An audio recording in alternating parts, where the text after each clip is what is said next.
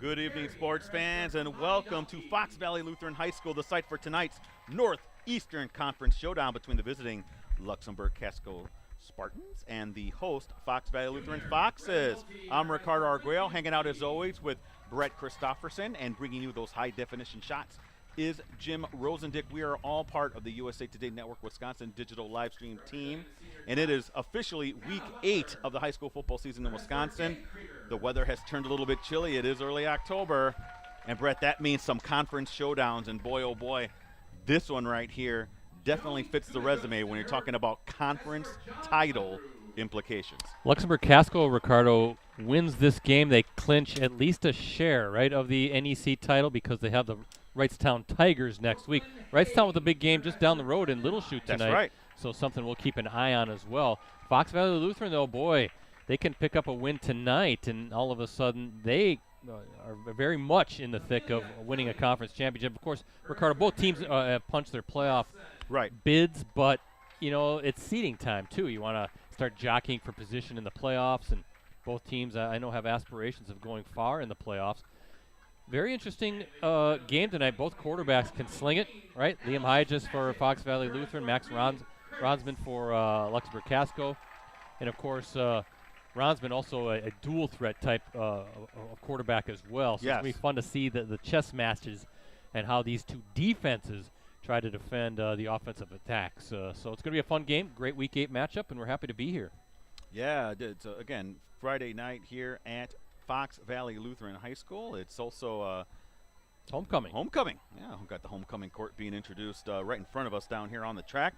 Well, let's get to know these teams a little bit. I'll start off with Fox Valley Lutheran. Brett will follow with Luxembourg-Casco. These notes put together every week, so graciously by Brett. And, well, what about Fox Valley Lutheran? The Foxes are coming in 5-2 overall, 4-1 in the Northeastern Conference.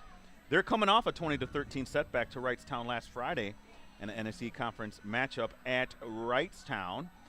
Quarterback Liam Hyges. Brett, I want to say that's last Thursday, though, because I think I was at that game. Oh, it's okay. I'm sorry. Yeah. But Hyges threw for 159 yards and a touchdown on 13 of 21 passing. He also ran for 81 yards and a score on 11 carries. That's something I think we got to watch. You know, you talk about him being able to throw the ball, Brett, and really hurt you with the legs. Because he ran for a 23-yard score in the second quarter. That tied the game at 7-7. Then he showed off the arm a little bit. 68-yard hookup with Nick Martin in the third quarter.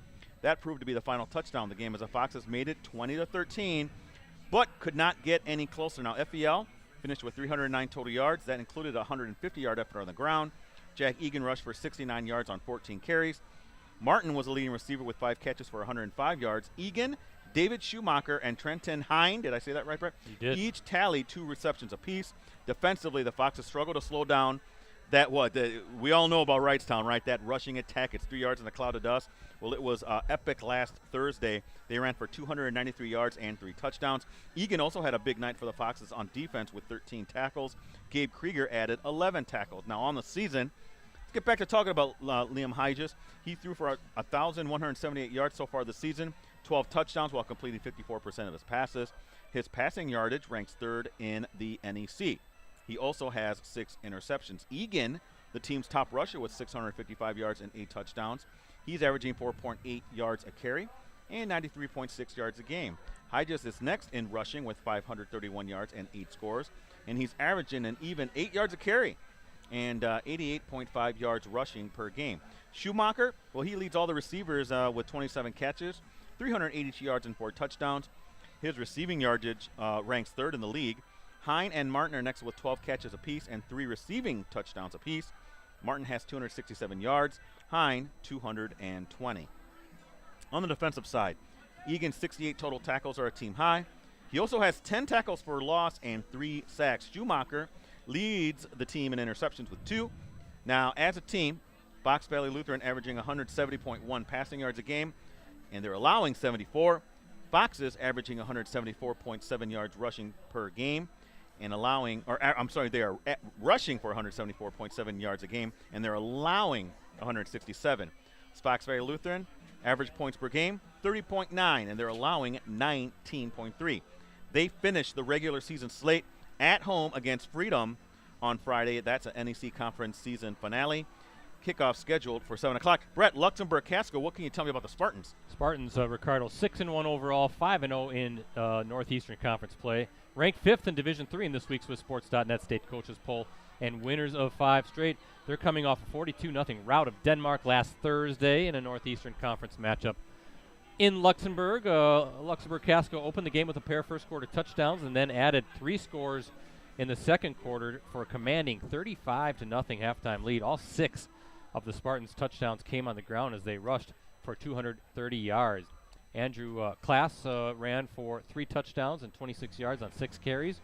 Quarterback Max Ronsman added 2 rushing scores and 45 yards on 5 runs. Cameron Dorner led the way with 137 yards and a touchdown on 13 attempts. Ronsman was efficient through the air, throwing for 146 yards on 10 of 11 passing. Christopher Vanderwielen and Trace Schenenbeck finished with 3 receptions apiece. They totaled 74 and 36 receiving yards, respectively. On the season, Ronsman has thrown for 1,199 yards and 7 touchdowns, while completing 71% of his passes. His passing yardage ranks 2nd in the NEC. He has a quarterback rating of 119.6. As I said in the open, Ricardo, Ronsman also the team leader in rushing with 718 yards and 15 TDs. He's averaging 8.5 yards per carry, 102.6 yards per game. So very much a dual threat in that Spartans offense. His rushing total, by the way, ranks 2nd in the conference. So how about that? One of the leading passers and runners in the league. Dorner is next with 568 yards and 5 touchdowns. He's averaging 10.1 yards per carry and 94.7 per game. Schenenbeck leads the way in receiving with 33 catches for 437 yards and 3 touchdowns. His receiving yardage is tops in the league. As a team, Luxembourg-Casco is averaging 179 passing yards per game and allowing 126.3. The Spartans are averaging 253.3 rushing yards per game and allowing 112.1. Luxembourg-Casco is averaging 37.3 points per game and allowing 13.3. And next Friday, as I said, at Wrightstown, that's a big one again for the Spartans. That's the Northeastern Conference regular season finale. Kickoff is scheduled for 7 p.m. Ricardo, can we really be that far into the season already? Love it.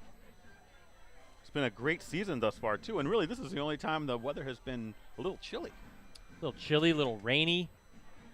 Fall got here pretty fast after a blast of summer here earlier in the week. Mid-80s, and now tonight in the 50s. Raw out there, a little windy. I don't know, has the wind kind of calmed down since you came in? It was breezy before. I thought it was. I thought it wasn't too bad walking in. But great to be here. You kind of see, looking at the flag, I don't know if that's just a little mist coming down right now, or it's kind of been doing that off and on, real light rain. I think I can see that through the by the lights, Ricardo. So a little bit of a mist falling here at Fox Valley Lutheran, and something to keep an eye on. You know, these teams aren't used to playing in wet weather conditions, I'm sure, so could be a slick football. There's a great shot at the rain falling. A little bit picked up even more since we went live. So again, field conditions could be a little slick as well. One of the rare fields around here, Ricardo, without turf. It's an interesting topic, Brett, the turf thing, because we had Xavier football on the show this past Wednesday, Varsity Roundtable. We'll talk more about that as the live stream continues, but first, our national anthem. The singing of our national anthem. Tonight's anthem will be performed by FBL sophomore Sydney Putzaway.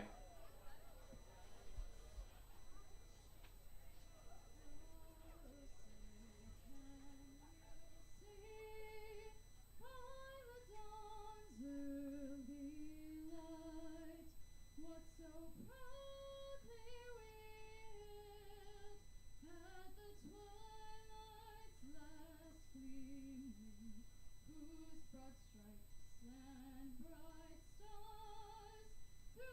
the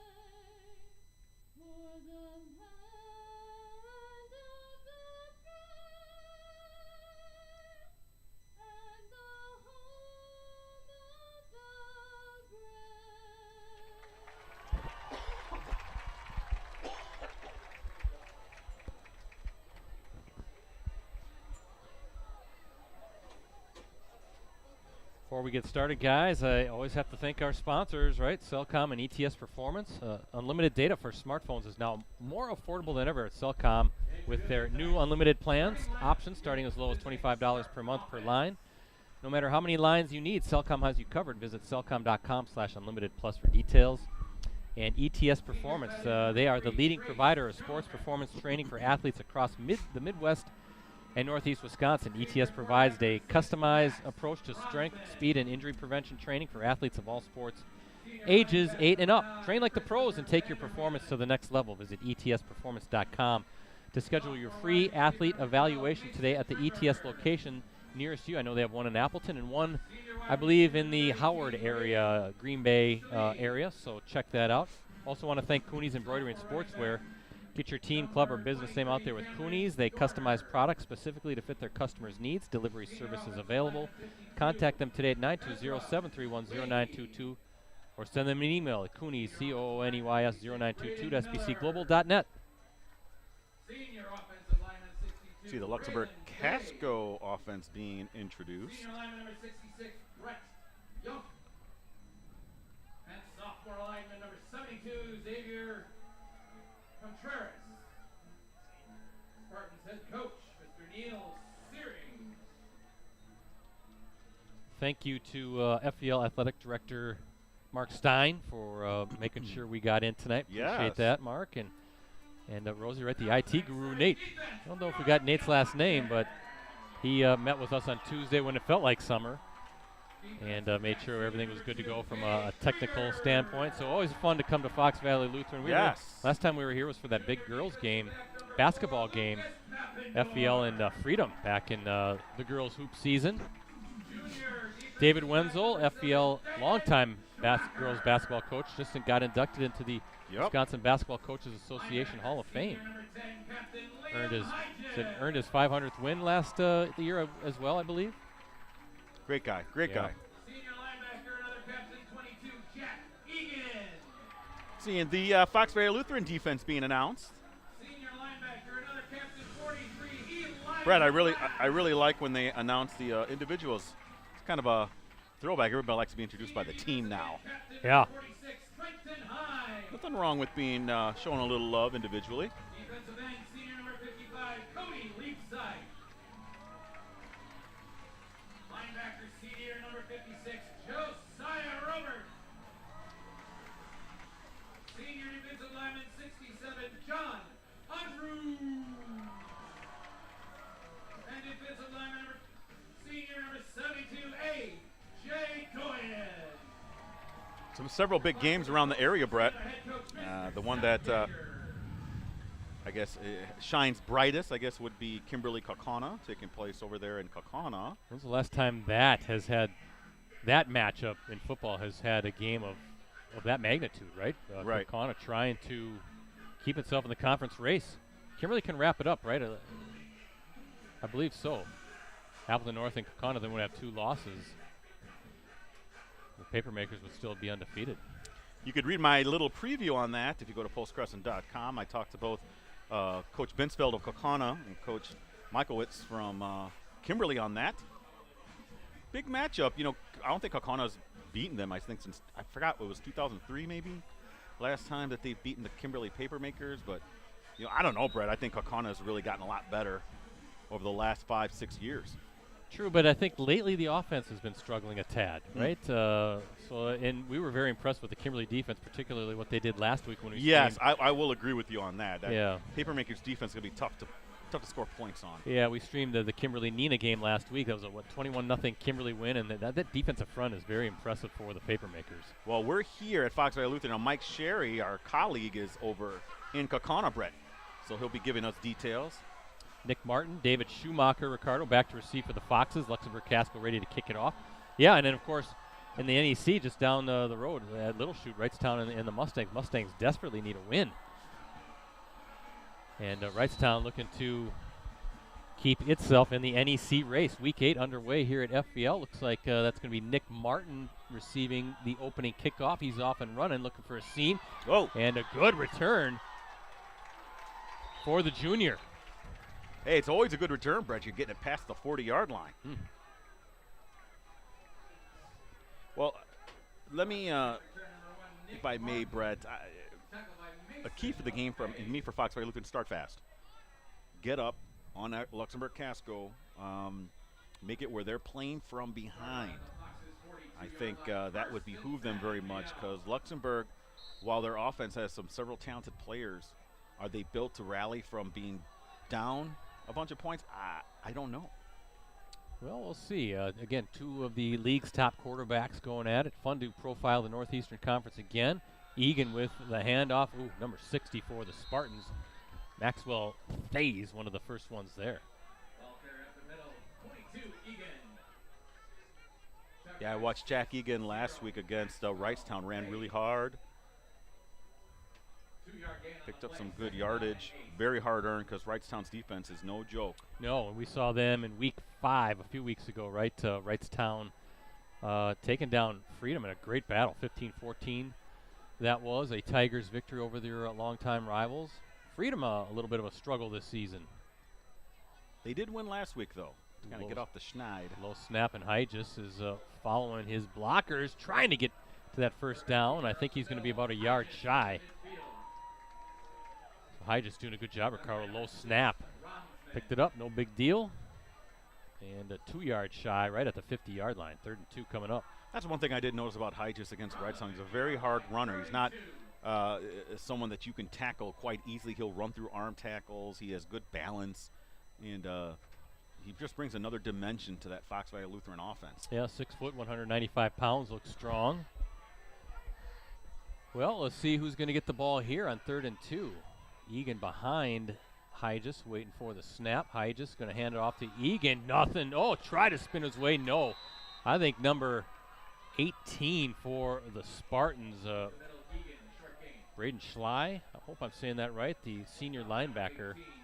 So it's going to be 4th and 1, Brett. Already a decision time for the Foxes. It's a long one, though. It's a little bit longer than a yard. Offense staying out there, so Seth Yeager, the head coach at FEL, showing some confidence, unless this is going to be a situation where they're going to try to draw that Spartans defense outside. You know, on the other side of the field, that Spartans coaching staff is saying to those defensive linemen, watch the ball, don't be fooled by the hard count. And there you go, right there. Yeah, Brett, you called it. And that's going to be a first down. So Hygis doing a good job with that hard count. Got the Spartans defensive lineman to jump, and there's a free first down. Well, and Hygis is an experienced quarterback, Brett. So, you're comfortable with him kind of doing a hard count and kind of keeping the offensive line, the receivers, the backs focused as you're trying to pull a little deception, and it worked. First down and 10 at the 44 of Luxembourg-Casco. So good start for the Foxes. Homecoming night, cold night here in Appleton. I'm not ready for this cold. No, I don't think anyone is. There's fake toss by Hygis, who keeps it. Finally wrestled down. Number 22, Samuel Schutz. I don't know if that's Schultz. It's spelled S-C-H-U-T-Z in the program. Schutz?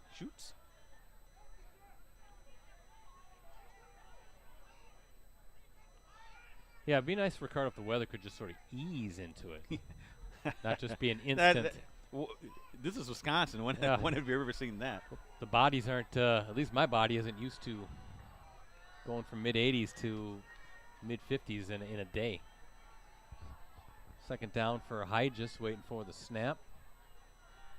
Again, low snap. He's going to swing it over. Watch out. That's a live ball. Look out. That's a live ball. And, ooh, good job by David Schumacher there, the junior, to pounce on it. But now you're really behind the sticks here in this 3rd down coming up. Oh, they're going to say an incomplete pass? Well, I'm not sure about that. Are they going to have a little bit of a conference here? That would really behoove Fox Valley Lutheran. Wow, Ricardo. Oh, they are. And Luxembourg, the coaching staff, Searing, head coach, he can't be happy with that call. Why, wasn't that a backwards pass? Certainly looked that way. Well, fortuitous bounce for FEL, metaphorically, of course. Right, 3rd down now for Hygis. And Hyde just going to keep it, kind of bounce it back outside. Good job there by, see if I can get a number. Looks like number 3, Trace Schenenbeck, tight end / linebacker, the 6'2". Yes. Senior Ricardo didn't get fooled by Hyde just trying to bounce it outside. Showing good discipline. So many times you see perhaps those edges crash and allow Hyde just maybe to pop it outside. Not so much here with Luxembourg-Casco. Now 4th and we'll call it a long 7.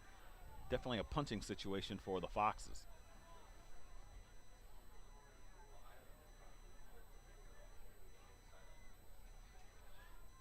Looks like that's Cameron Dorner, number 23, the sophomore, back to receive. Punt, good.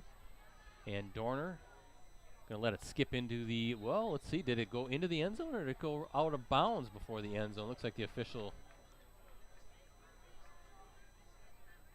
is going to say a touchback. That was close. At least from our vantage point, that looked like maybe it scooted out right before that pylon. So our first, it did. Actually, it scooted out. Were they marking that? They're going to mark it at the, looks like the 6-yard line. So a great punt. For a second, I thought they were going to call a touchback. Officials all over that. And the long field for Ronsman and the Spartans.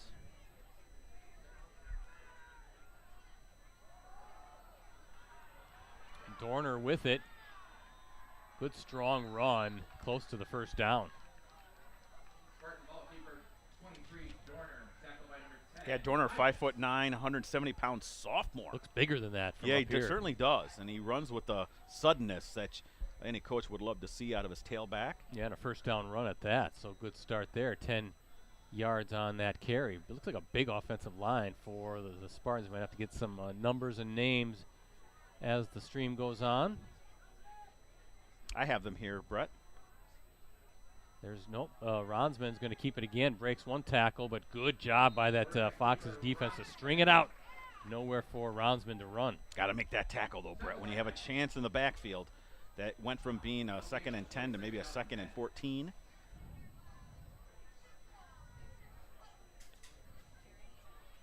No gain on that carry for Ronsman. Brings up 2nd and 10 at the 16 for Lux-Casco.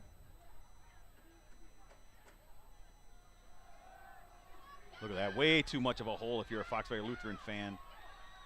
And that's Schenenbeck. Big kid there. Off the left side, Spartan ball carrier number 3, Trace.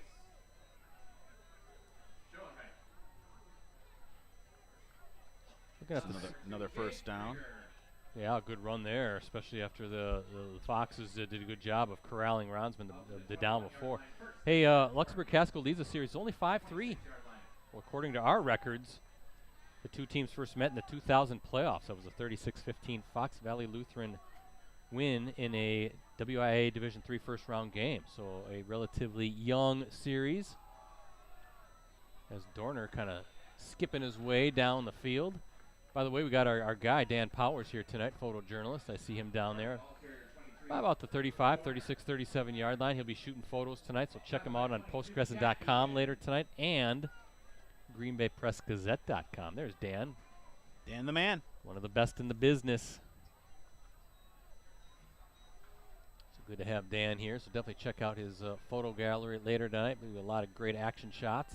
Ronsman's going to hand it off. Is that Dorner again, looking for some space. Close to the first down. And a nice methodical drive to start for the Spartans. I think if you're Fox Valley Lutheran and we have a player down for Lux-Casco. Brett, can you see the number on him? Can't see a number, one of the linemen. But a lot of spaces. I mean, the running backs aren't even getting hit until they reach the linebacker level, Brett. Something of concern for Fox Valley Lutheran.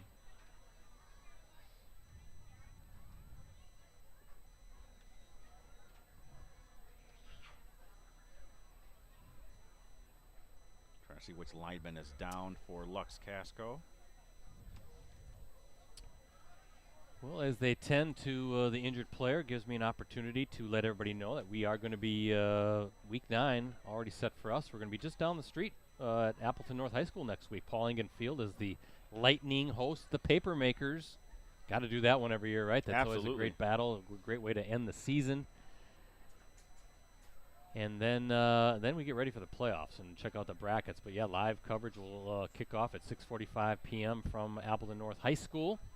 And then we're done. And then we have 4 playoff games we're going to stream. The first and second round, state quarterfinals, state semifinals, and boy, season has flown by. We're looking forward to that. Also, folks, get in on our digital subscription deal. $1 for 6 months. Unlimited digital access. Includes the e-edition. That's a digital replica of the print edition, a whole bunch of national reporting, including the USA Today Sports app. Let's go on any of our sites, postcrescent.com, greenbaypressgazette.com, and you'll see the subscribe button or link at the top right of the site. But that's a deal you can't pass up, $1 for 6 months of unlimited digital access. Sign up right now, please.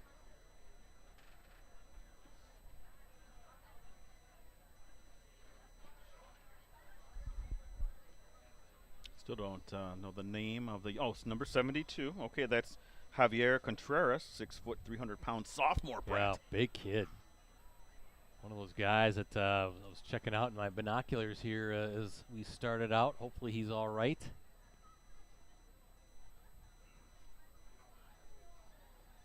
Carl, we're kind of surprised that when we looked at the roster, for as traditional,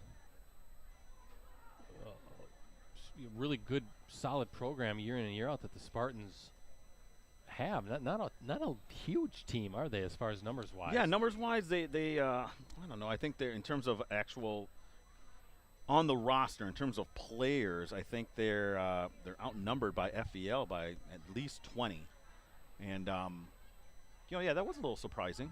Both are Division III schools, Brett, in terms of enrollment and what they'll be playing in the playoffs. Obviously, Luxembourg-Casco really known as a wrestling power. Yeah, we'll talk about that later on. The quarterback, Ronsman, heck of a wrestler. Yes, very much so.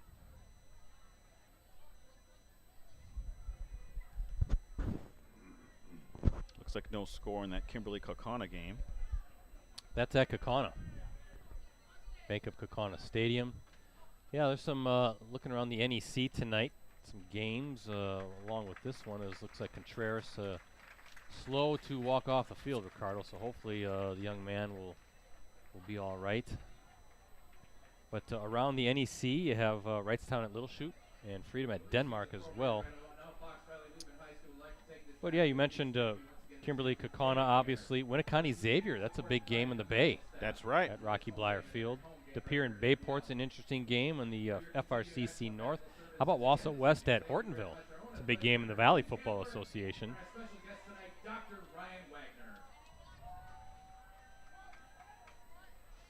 That's the time of year when it always gets interesting, right? First third's kind of feeling your way through. The second third, you start to try to get yourself in position to make that run here for the final 3 weeks, and that's when you see the teams trying to win a conference championship, secure a top seed. Of course, with the computer seedings nowadays, yes, you're not quite sure anymore. No, because they leave it up to the HAL 3000 or the HAL 9000 or whatever it is. That's the Whopper from War Games to determine what the brackets are. I think that's orbiting Earth right now, right? Yes. Yeah. So 1st and 10 after the injury timeout for the Spartans. Ron's been waiting for it, and he's nowhere to go. That's 55. Cody Liebsite, a defensive end for the Foxes, getting in on that. I want to say number 61, Caleb Salentine, is in for Javier Contreras on the offensive line. A little shuffling going on now because of the injury. Christopher Vanderwielen, number 9, was the runner on that play, but Leapsight said no way, and a 5-yard loss, 2nd and 15.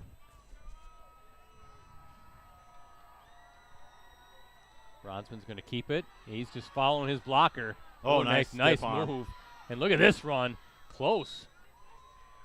About 2 yards shy, maybe only a yard shy. Well, let's see where they spot it. It's close. Boy, that's got to be deflating for a defense, Brett. He has the first down from what I'm seeing right here. I think they're going to mark it at the okay. 45. So, what, 2 yards shy, maybe a yard and a half shy here in third down. But, yeah, 5-yard loss on the previous play. And then your quarterback, but he just did a good job. He put his hand on the blocker in front of him and just followed his lead and picks up all of that and then some, making it third and very manageable here as we have another stoppage. Oh, he's out of bounds. That's right. Looked like the officials were kind of organizing things down on the field as well. So here you go. 3rd and 2 coming up for the Spartans. Dorner. Oh, he's spinning. Ooh, that's close. I don't think he got it. He might be a half a yard shy.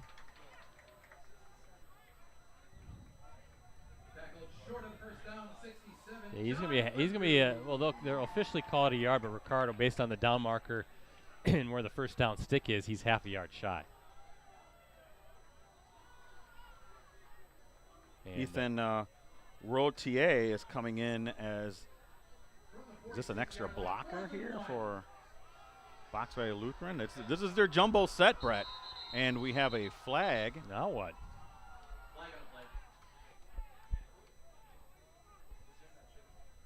I think, well, they're going to give the Spartans a timeout. So before the flag was thrown, a quick timeout. Oh, he got in there just in time. He did. Brett, Kimberly, I believe, is up 7-0 over Kaukauna. Yeah, we got a text from Mike Sherry, a TD pass from Pendleton to Grams. Brennan Grams catching that one from Brennan Grams, sure. Carson Pendleton, or Caden. Now I'm getting them mixed up. No, it's Carson. Carson. Yeah. Caden was last year, I believe, right? Or 2 years ago. Last year was Seth Myron. 2 years ago it was Caden Pendleton. Yeah, Caden, and now with Carroll University football team. See if I can find some other scores here, BC, as we have a little bit of a timeout. By the way, I just glanced real quick at the Zaleski Sports live stream. The fans are really giving them the business because they have Kimberly ranked number 2 behind Muskego in D1, which is counter to both the AP and coaches poll. All right, well. Just chuckle a little bit there. We'll worry about this game here. Oh, high snap, but Ron's been doing it. Oh, watch out. He's Look trying out. to. Brad, I don't think he got it. No, he They didn't. stood him up. He is going to be short of the first down, and that's a big stop. Brett, I think that play, was a snap a little high? A little Throws high. off the timing of the play. He comes in a little too high, not getting down, putting those shoulder pads down. Brett not winning leverage, and just like that, Fox Valley Lutheran has turned it back. Brett, these are the kind of fortuitous occurrences that you need to take advantage of. Neil Searing, the head coach at Luxembourg-Casco, going for it, 4th and half a yard. They're going to measure, actually. Okay. I thought from where we were standing that he wasn't close. No, I thought he was shy by about half a yard. He should be. Oh, you always got to sweat these out, Brett, if you're the opposing team. Easily. I mean, Yeah, so Luxembourg-Casco going for it in its own territory, and how about the Foxes getting the stop? Plugging that middle up. Like you said, Ricardo, that high snap maybe threw the timing off just a touch. And FEL with a big stop. Now, great field position here at the 46-yard line. Now, I mean, if you're FEL, okay, here we go. You got yourself, your defense did you a favor. Can that offense make Luxembourg-Casco pay with a touchdown or a score? Hygis. Egan behind him. Egan, the lead blocker there for Hygis, who cuts Look it at inside. that. A beautiful run. And off to the races now. Hygis, he's going to score from 46 yards out. What a run, and what a block by Egan. Brett, there were a lot of cutbacks there. He was looking like old school Marcus Allen. cutting back against the grain and making a whole lot of Luxembourg-Casco defenders miss. A nice run by Liam Hygis. Here, Luxembourg-Casco, you gotta bottle them up. You can't allow those kind of breaking against the grain kind of runs, Brett. And just like that, though, Fox Valley Lutheran taking advantage of that turnover on downs. Wow. Just a nice clean play. Egan doing a great job getting in front of Hygis. And, yeah, you saw some speed from the quarterback as well.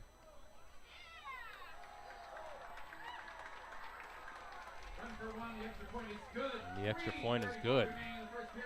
And as we look at our Cellcom ETS performance scoreboard, the Foxes, they strike first. This 46-yard touchdown run by Hygis. FVL up 7-0 in this Week 8 Varsity Game of the Week live stream. Adam Lohberger, by the way, number 23, the kicker. Lohberger, a nice basketball player as well. Oh, absolutely.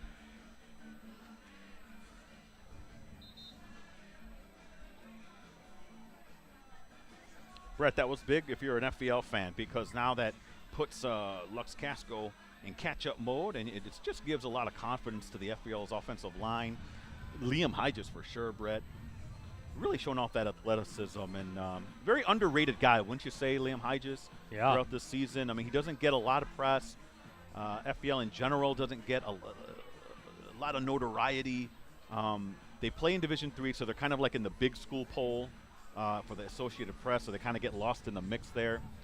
And Division III actually has a number of great teams, so sometimes they get kind of lost in the coaches poll as well. But this is a very good, solid Foxes team there. Really showing off the athleticism there at a key quarterback position.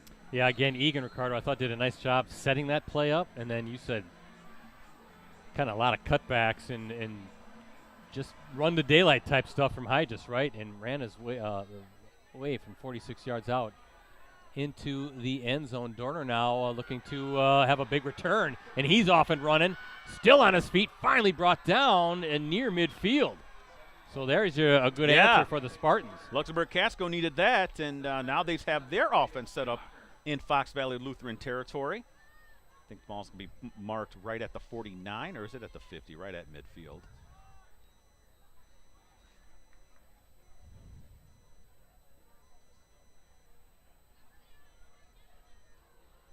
They're putting that right at the 50, huh? Right at the 50, right by the Fox, right by the mascot there in the center of the field. And a heck of a run, so a good answer, a good response by Dorner on that kickoff return. Nice job blocking by the special teams unit, and great field position now from Ronsman and this offense to try to even things up. Ronsman, nope. Good Dorner, fake. yeah, very good fake. Faked me out. Again, watching through my binoculars, I thought he had it. And not too difficult to fool me, Ricardo. Well, I was going to say, but you said it for me, my friend. Yeah. But 2nd down and 5. Nice run. Luxembourg-Casco looking to answer the Fox Valley Lutheran touchdown with one of their own. 2nd down and 5 at the 45 of Fox Valley Lutheran. Ronsman, he's got all he's got a rail there on the left. He's going to just tuck it in and run, and that's a good decision. He's got the legs to do it. Didn't see anything downfield. Had great protection up front, and like you said, there was a whole bunch of green grass in front of him. So yeah, and there, a lot of the Fox Valley Lutheran defenders were concentrated in that massive humanity right in front of them. Brett Ronsman saw that rail off the left side. I'm like, hey, if there's green, I'm going. Yeah, and why not, right? He's a great runner. 7-0 Kimberly over Kaukauna after 1 quarter. So the Papermakers trying to secure the outright FVA title once again. Top-ranked, undefeated. And defending Division I state champs. Yeah, and a team that could repeat very easily is Ronsman now far side. Long throw, but he was wide open. That's, again, number 18, Schley. Braden Schley, a 6'1 senior wideout. Hope I'm saying that right. Give us a tweet, right? Send us a tweet at PC Bretzi. Ricardo's at Ricardo De Leon. Got some name pronunciations before the game, but sometimes We get them wrong. We do. Not too often, but sometimes. Ronsman now waiting for it. Hands off. No, yeah. He hands off to Schenenbeck. Big, strong kid. Look at this, Ricardo already inside the 20, and the Spartans on the move. Yeah, they're marking that at the 18 or 17. It's hard for me to see over there. Looks like the 17. 10-yard run then. Brings up another first down for Luxembourg-Casco. Luxembourg-Casco, the only undefeated team in conference play in the Northeastern Conference heading into tonight's action. As Ronsman now, this time he's going to keep it. Ooh, look at him. Oh, big hit. And stays on his feet somehow. Gets about 5-6 yards. Yeah, Casco 5-0, and then Wrightstown and FVL both next at 4-1 apiece. So if FVL loses this game, takes the Foxes out of the conference chase. Of course, Wrightstown taking on Little Chute tonight. The Tigers want to set that Week 9 game up to hope, from their standpoint, to clinch at least a share, if not an outright conference title. Or no, a share, because even if Luxembourg-Casco, no, they would win it outright, right, if they won these next two games.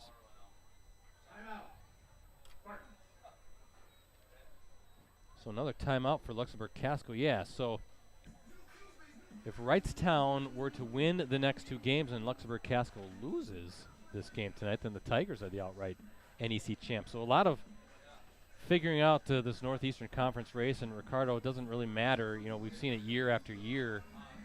These teams in this league typically make deep playoff runs. Just think about Freedom last year, went to the state semifinals. Little Chute has made numerous deep playoff runs, including got to the state championship game back in, I want to say, 2014 that was.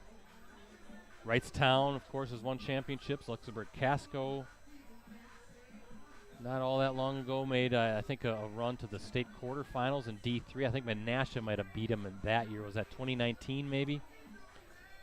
I checked my game notes. So these teams are battle-tested for the playoff run. Second down after that timeout for the Spartans, as Ronsman now waiting for it. Hands off, number 24, and Class with the run, but how about 55 there? Cody Leapsight, again, the senior defensive end getting in there and making a big play. No gain on that play, it appears, huh? And now the Spartans' decision time. Are they just going to let the clock run here as we are under 30 seconds to play? Are they going to try to snap one more time before the first quarter comes to an end? Looks like they're going to get to the line and do just that, as Ronsman now waiting.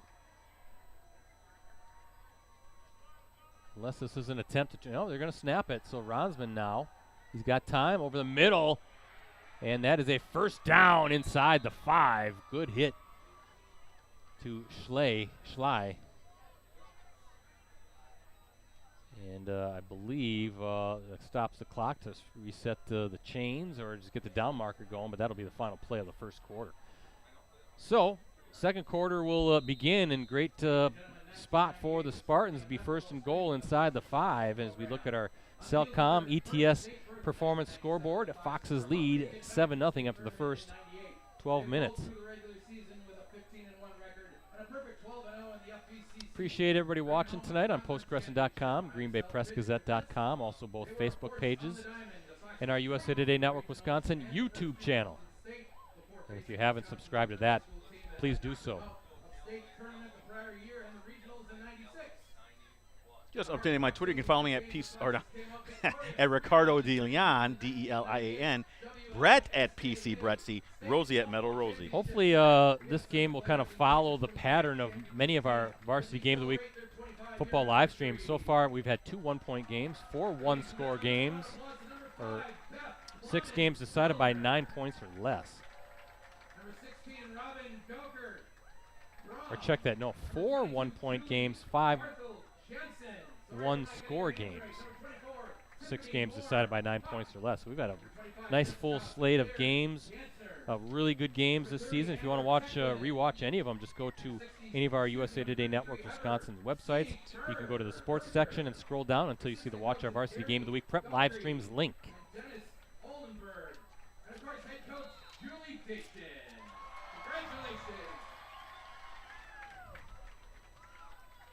So here we go. Second quarter underway. Ball at the 2, Ricardo. First and goal, Ronsman. He's just going to look for, he skips in, no problem for Ronsman, and he's in from 2 yards out just like that. And what a great answer by the Spartans. Yeah, nice drive by them, starting just around midfield or at midfield, and they were able to cash in with that touchdown from Ronsman. Yeah, really set up again by Dorner's kickoff return to the 50.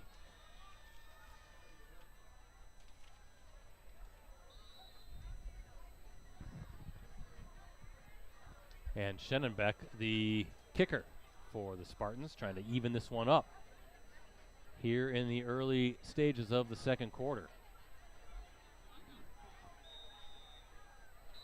And he does just that. First play of the second quarter ends with a touchdown, a 2-yard run by Max Ronsman. And as we look at our Cellcom ETS performance scoreboard, we're all tied up 7 apiece here in this Week 8 game. Good start, good game so far. Ronsman does a 2-yard touchdown. All tied up, FPL 7, Spartans 7.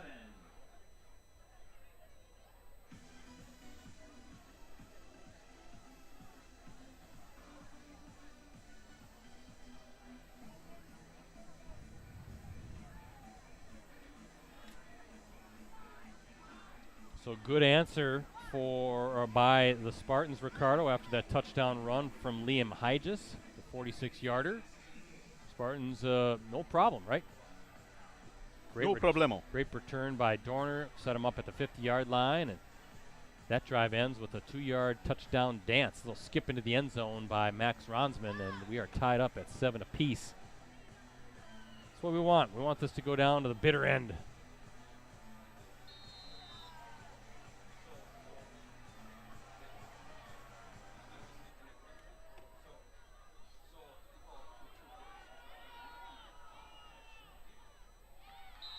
Decent return. That's past or right near the 30-yard line for Fox Valley Lutheran. Schumacher with the return. Fans or folks watching this one will be interested to know through one quarter in Little Chute, Wrightstown leading that game 12-7 over the Mustangs. Okay.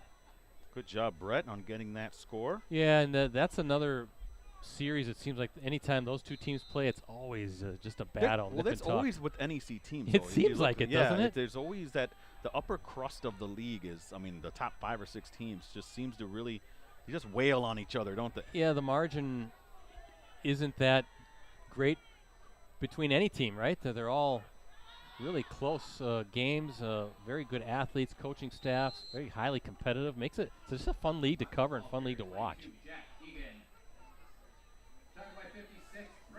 And you know, think of us, is particularly here in the Appleton area, how good the FVA is, right? You know, we know that year in and year out, but the NEC too, in a lot of different sports, make deep playoff runs and make noise at the state level. So definitely one of our core leagues here in the Appleton area, without a doubt. Second and 8. Egan again finds a little room up the middle, takes it past the 35. Trey Schenenbeck, boy, he's all over the field now doing his work. Senior linebacker / tight end. He's a kicker, does a little bit of everything, Ricardo, for this Spartans team. And here's a big moment already. 3rd down, could be a quick 3 and out by the Spartans defense. 3rd and 5. Good to be here. I always enjoy the visits here to Fox Valley I do Lutheran. Too.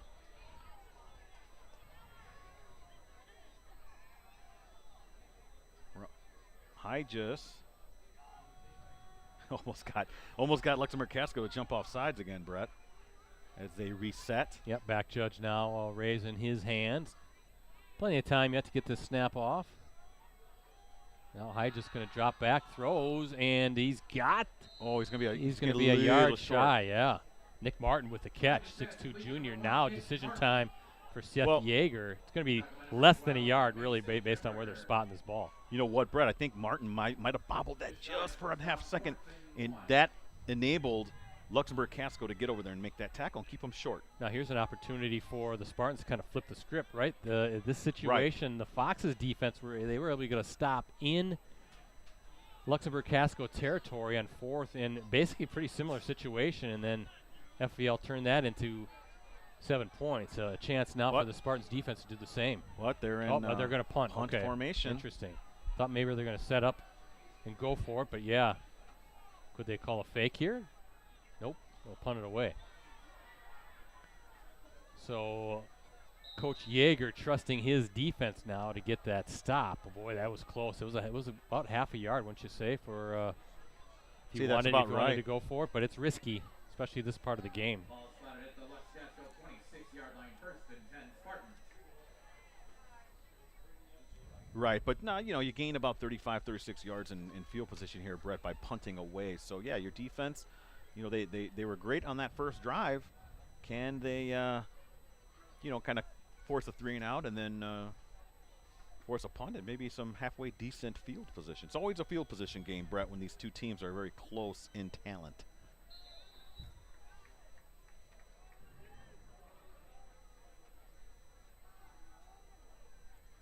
Oh, Ronsman doing a good job with the fake, and just nice tackle. Almost broke that one. Didn't see who got the tackle. Good arm tackle, basically, to bring down Rosman. That's not tough. That's not easy, Ricardo, because, as we said before, he's an outstanding wrestler. He won the WIA Division II state title at 138 pounds in 2022, and then last year, Ricardo, he advanced to the title match at 145 pounds, and he also helped Luxembourg-Casco win the team state title in Division II. So not an easy kid to bring down by any stretch of the imagination. Whoa, tough run there. Yeah, bowling over Egan. That's Dorner. Dorner. So that'll be a first down run. Tackle by Egan. Imagine the Spartans will have a pretty good wrestling team again this winter. Always do. It's usually them, Freedom, Wrightstown, right in this sectional quadrant, Brett, that gets to go on to the state tournament. Those are the 3 high premier Division II teams. A lot of good wrestling around here, right? You got, of course, Kaukauna as well, and northeast Wisconsin in general. Yeah, Bayport's good up in Coleman, up in the Green Bay area. Spartan ball carrier Dorner. Stopped by number 70. Some darn good girls wrestlers as well. Yes, and that's been a part of the welcome state. addition to the state meet. Yeah, now we got lacrosse in the spring. New WIA sport. Oh, boy. Kind of fun to check that. We might have to stream some lacrosse games. Ooh, nice catch. Guess who? Trace Schenenbeck doing, again, a little bit of everything. 6'2", 200-pound senior. Again, listed as a tight end linebacker on the program, but he could be doing some running, doing some kicking. 3rd and 2 coming up. Yeah, FBL's defense. Right now, Luxembourg-Casco has had some drives here going, Brett. The time of possession definitely in their favor for this first half. Ronsman, nope, nowhere to go. How about that defensive play? Number 46, Trenton Hine, a 6'5", 210-pound defensive end, Ricardo, getting in there and not allowing Ronsman to get outside at all. He was right there and brought down the quarterback. Again, not easy to do, but well done, well played by Hine. Yeah, forces a punting situation for Luxembourg-Casco. That's what you want to see from your defense, Brett. Maybe allow first down here and there, get it. We understand they're a good team over the other side of the ball, but definitely want to be able to shut them down. Prevent any points as we, what's going on here? There was a flag thrown. Timeout. Oh, timeout, okay. Almost, but the Foxes burned one quick. I think there was some personnel issues on that punt team, okay, the return team, and take a timeout, get things squared away before a penalty is called.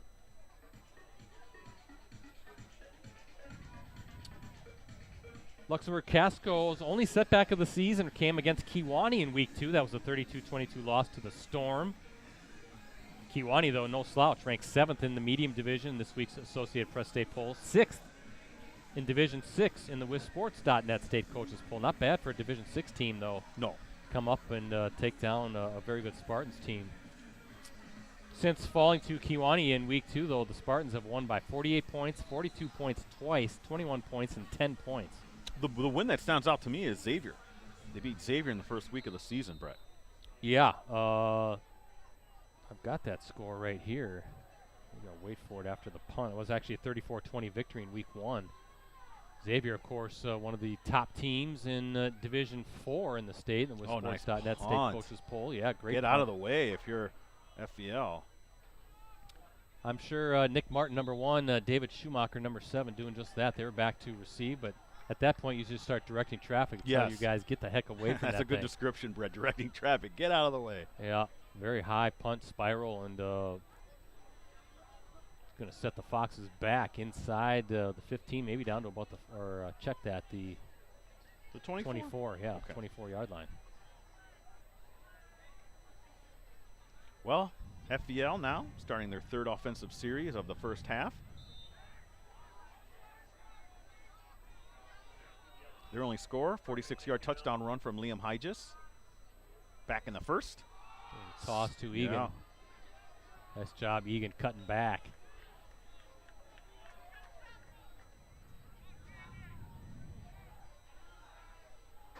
Fox's ball carrier, 22, Egan. Takeaway 52, Wagey. 5 carries, 13 yards I have for Egan. The FBL alumni class is being honored at halftime today. Would you please start making your way to the southwest corner of the end zone, corner of the track.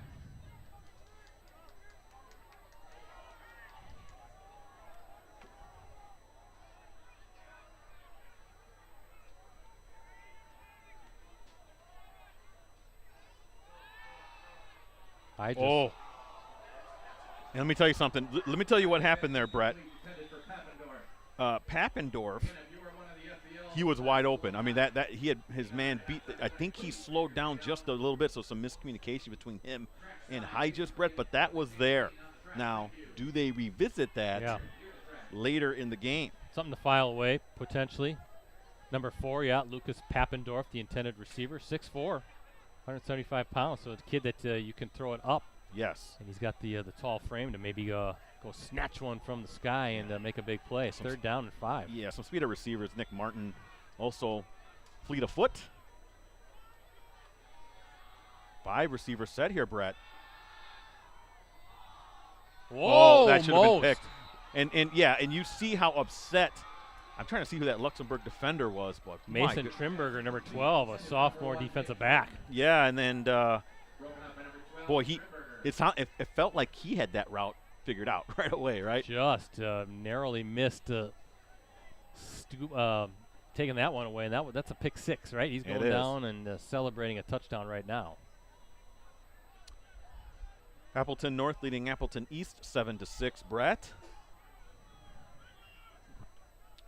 You know, Appleton North, fantastic defense, but that offense right now struggling for the Lightning. We're going to see them again next week as they take on Kimberly in the Week 9 regular season finale. And that ball, everybody getting away from that, from Luxembourg-Casco, will be marked at about the 38-yard line, I guess. Well, then where are they going to say? At the 40? 40, okay. Must have been where a Fox touched it, right? Hey, 7-7, Kimberly Kakana now, late second quarter. The Ghosts on the board. Aiden Reardon. Yeah.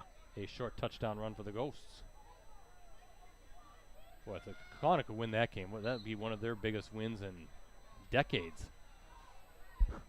But that's an understatement, I believe. I mean, that would be the biggest win in the program history, I think.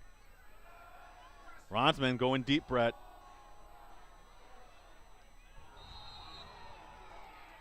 Yeah, they're going to get pass interference. Yeah, and you know why? Because he never looked back for the ball, and I'm not sure what the ruling is that Matt Kramer. I don't know if they're saying, like, you know, he was there. I don't think he got interfered with, Brett, but maybe his not looking back for the ball prompted that flag. Trey Schenenbeck again, the intended receiver there.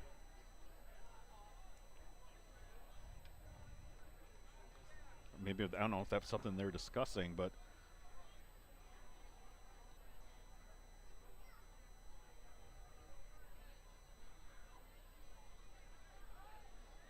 it is pass interference. Pass interference. Defense.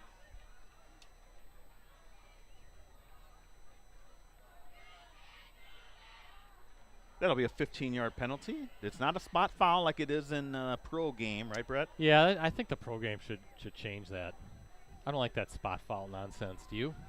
I'm not particularly a fan of it. Those are harsh penalties. Yeah.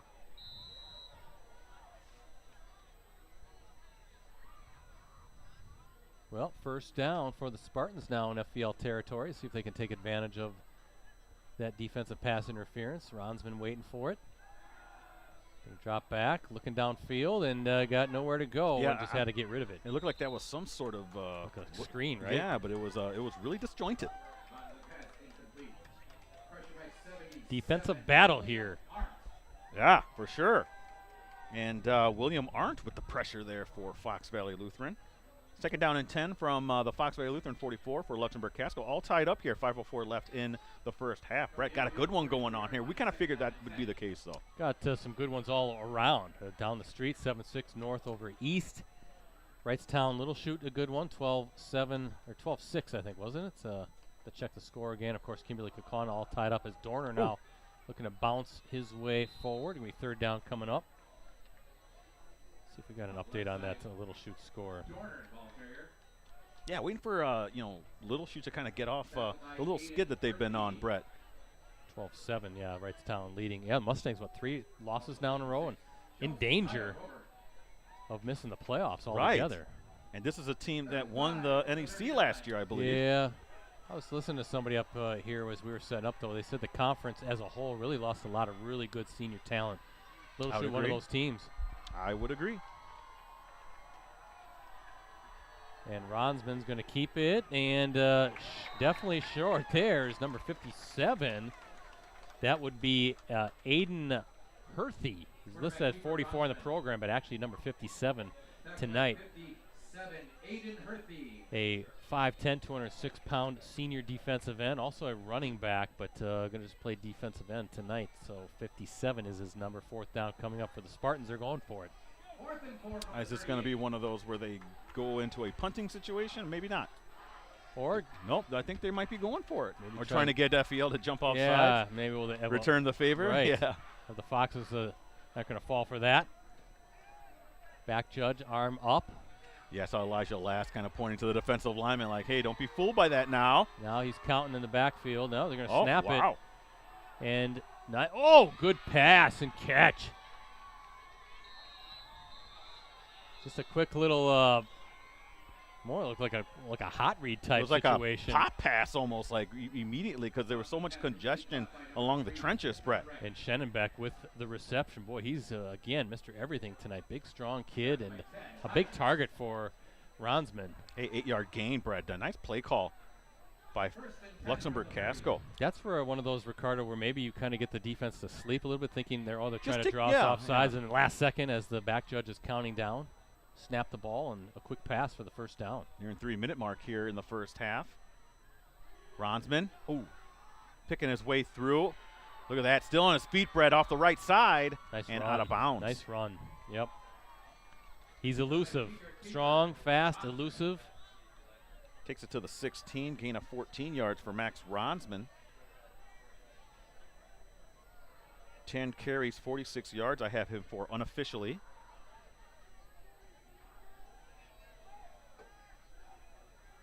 First down run by Ronsman.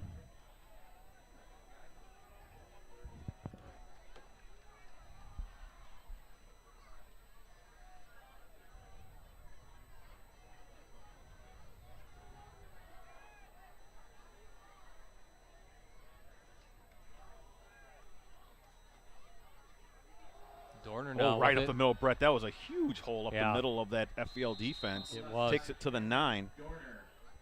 Good job, good blocking up front, Ricardo. I think we could have run through that. Well, maybe you. Not me. I might need a little bit more time. Not with my creaky back, right? I think I'd be leading the way if I was a fullback for you, Brett, in that way. Ball, officially at the 9? Yeah, and for a nice night so far as well for Dorner, Brett. 9 carries, 46 yards. Also had a nice kickoff return. Oh, boy.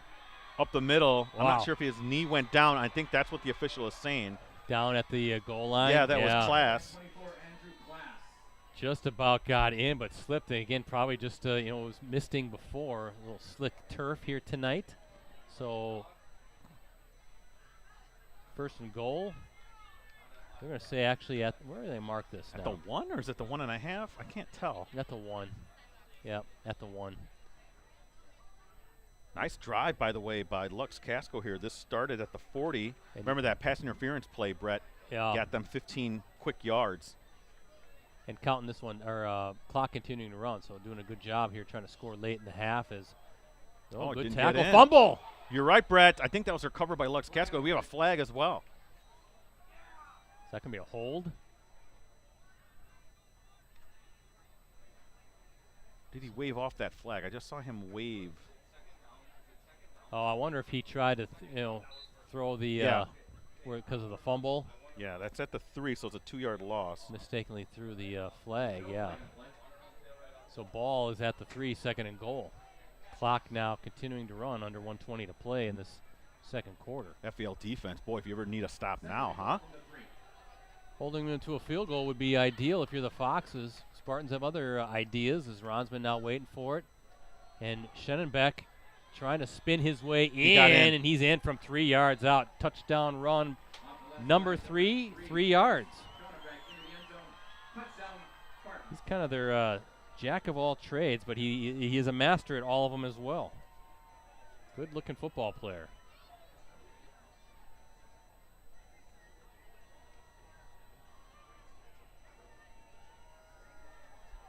And nice drive by the Spartans, Ricardo, especially leaving very little time for the Foxes to do anything before the half. Now Schenenbeck looking to add to his point total with one more PAT, and that one is good. And even 1 minute to go, 60 seconds remaining in this second quarter as we look at our Cellcom ETS performance scoreboard. Luxembourg-Casco with a 14-7 lead.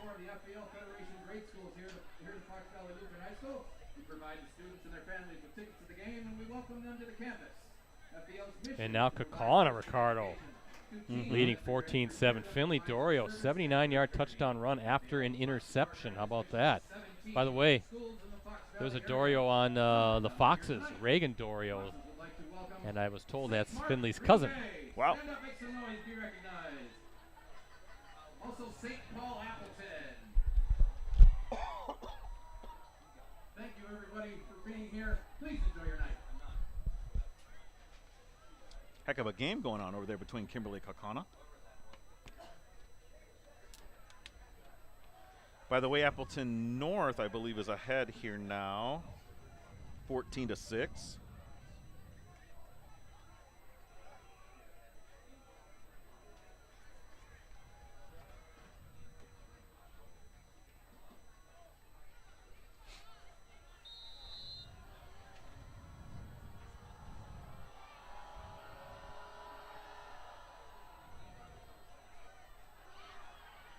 Live ball, and the Foxes fall on it.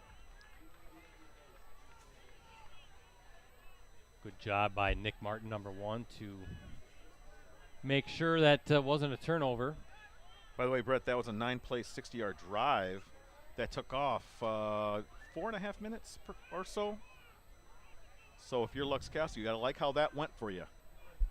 Yeah, and a good job answering. Remember, FEL with the early quick 7-0 lead, scored first on that 46-yard touchdown run by quarterback Liam Hygis, and now back-to-back touchdowns for the Spartans. The only undefeated team in the NEC. Oh, low snap. Hygis able to corral it, though, on the run. Slings it over. Nice catch. Play. Nice play. Yeah, Schumacher with the catch, and good job, Ricardo, by Hygis not to panic. No, you see, that's always such an underrated thing, right? The quarterback being able to kind of feel that grounder and able to pick it up and still make a play, gain 9 yards, 2nd down and 1 from, I believe, the 30 or just shy of the 30.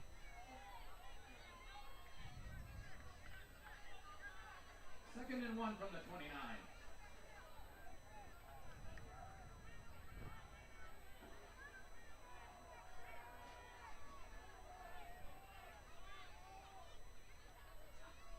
Hyges, watch out. Oh, yeah. Oh, intercepted. That was intercepted, yeah. What are we going to get here? Ronsman. Is that going to be a hold? That is. That's a nice turnover. It's a hold on FEL, so that is going to be an interception. Ricardo, 45 seconds left. And Brett, let me tell you, that was there was definitely miscommunication. There was no FEL receiver near that pass. I'm thinking someone must have miscommunication on a route. So Ronsman now playing the defensive back, and we'll see if 45 seconds. That's time. Yeah, Ronsman, the quarterback, can do. One timeout remaining for the Spartans as well.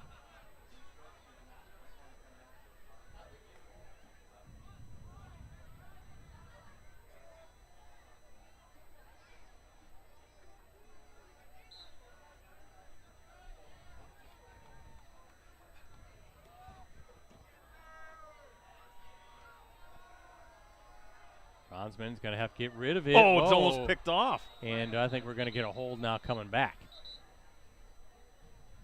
Both officials whipping their flags. They saw the same thing, I'm thinking, and it looks like a hold against the Spartans. Yeah, Ronsman threw that on his back foot too, Brett. I mean, those are kind of, you never want to do that as a quarterback. You think of these coaches maybe, let's just take maybe, a... Yeah, let's take it to halftime. Take it to halftime, especially if you're Luxembourg-Casco. We got the lead.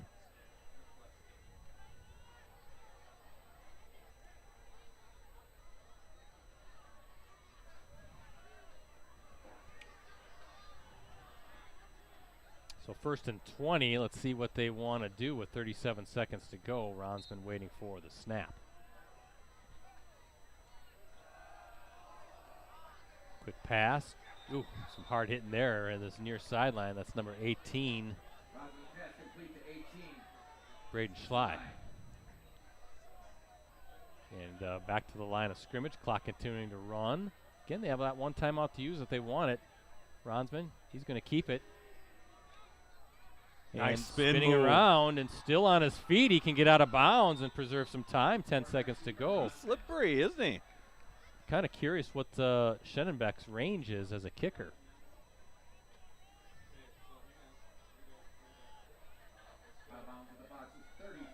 34-yard line. You could still play that middle of the field, Ricardo, with 10 seconds to go with that timeout. Get something downfield. Take, about 6-7 seconds to run it, and if you feel good about your kicking game, a chance to put 3 more points on the board here before the half. 3rd and 10 with 10 seconds left. Ronsman's going to go deep, Brett. And we got another flag. What's this going to be with 3 seconds to go? Well, that's in the area of holding. Is it going to be defensive holding? It might be defensive holding. Good call, Brett. No, nope. Offensive holding. Okay. There you go. So I'd imagine the Foxes would decline that, right? Or are they just going to push that Luxembourg-Casco back? Push him back. Yeah, I guess so. That would be the normal outcome for that. I suppose with 3 seconds left, right? You're not going to punt it away anyway.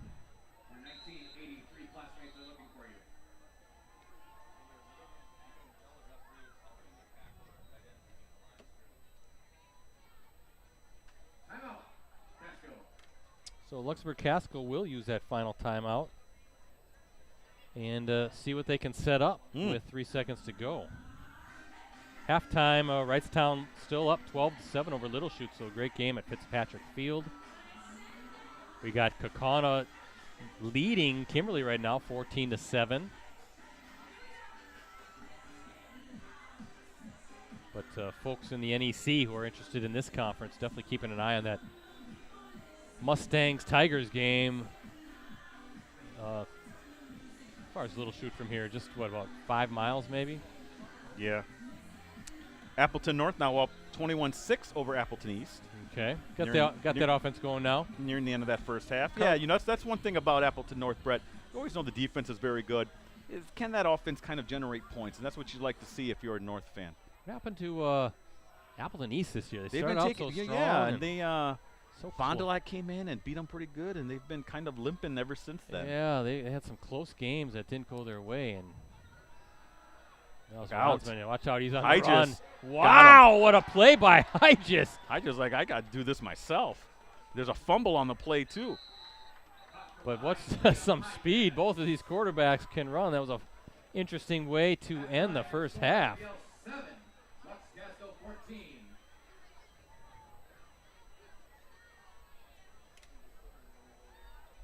And Hygis said, I've had enough. I'm going in. Ladies and gentlemen, halftime is snack time here at FBL. Well, it's halftime here at Fox Valley Lutheran. Quick look at our Cellcom and ETS performance scoreboard shows the Spartans leading the Foxes 14-7 in this Week 8 matchup. We'll talk, of course, more about tonight's game and everything we have coming up at USA Today Network Wisconsin after this short break.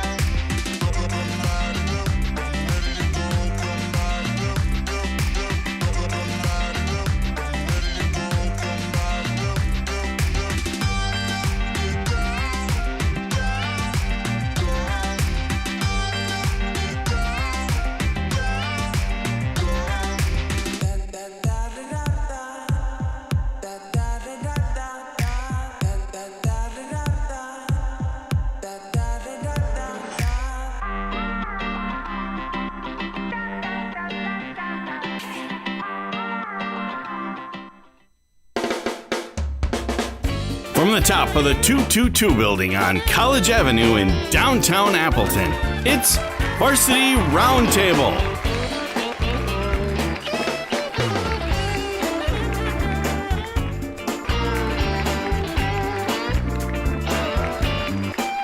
Ladies and gentlemen, Ricardo Arguello.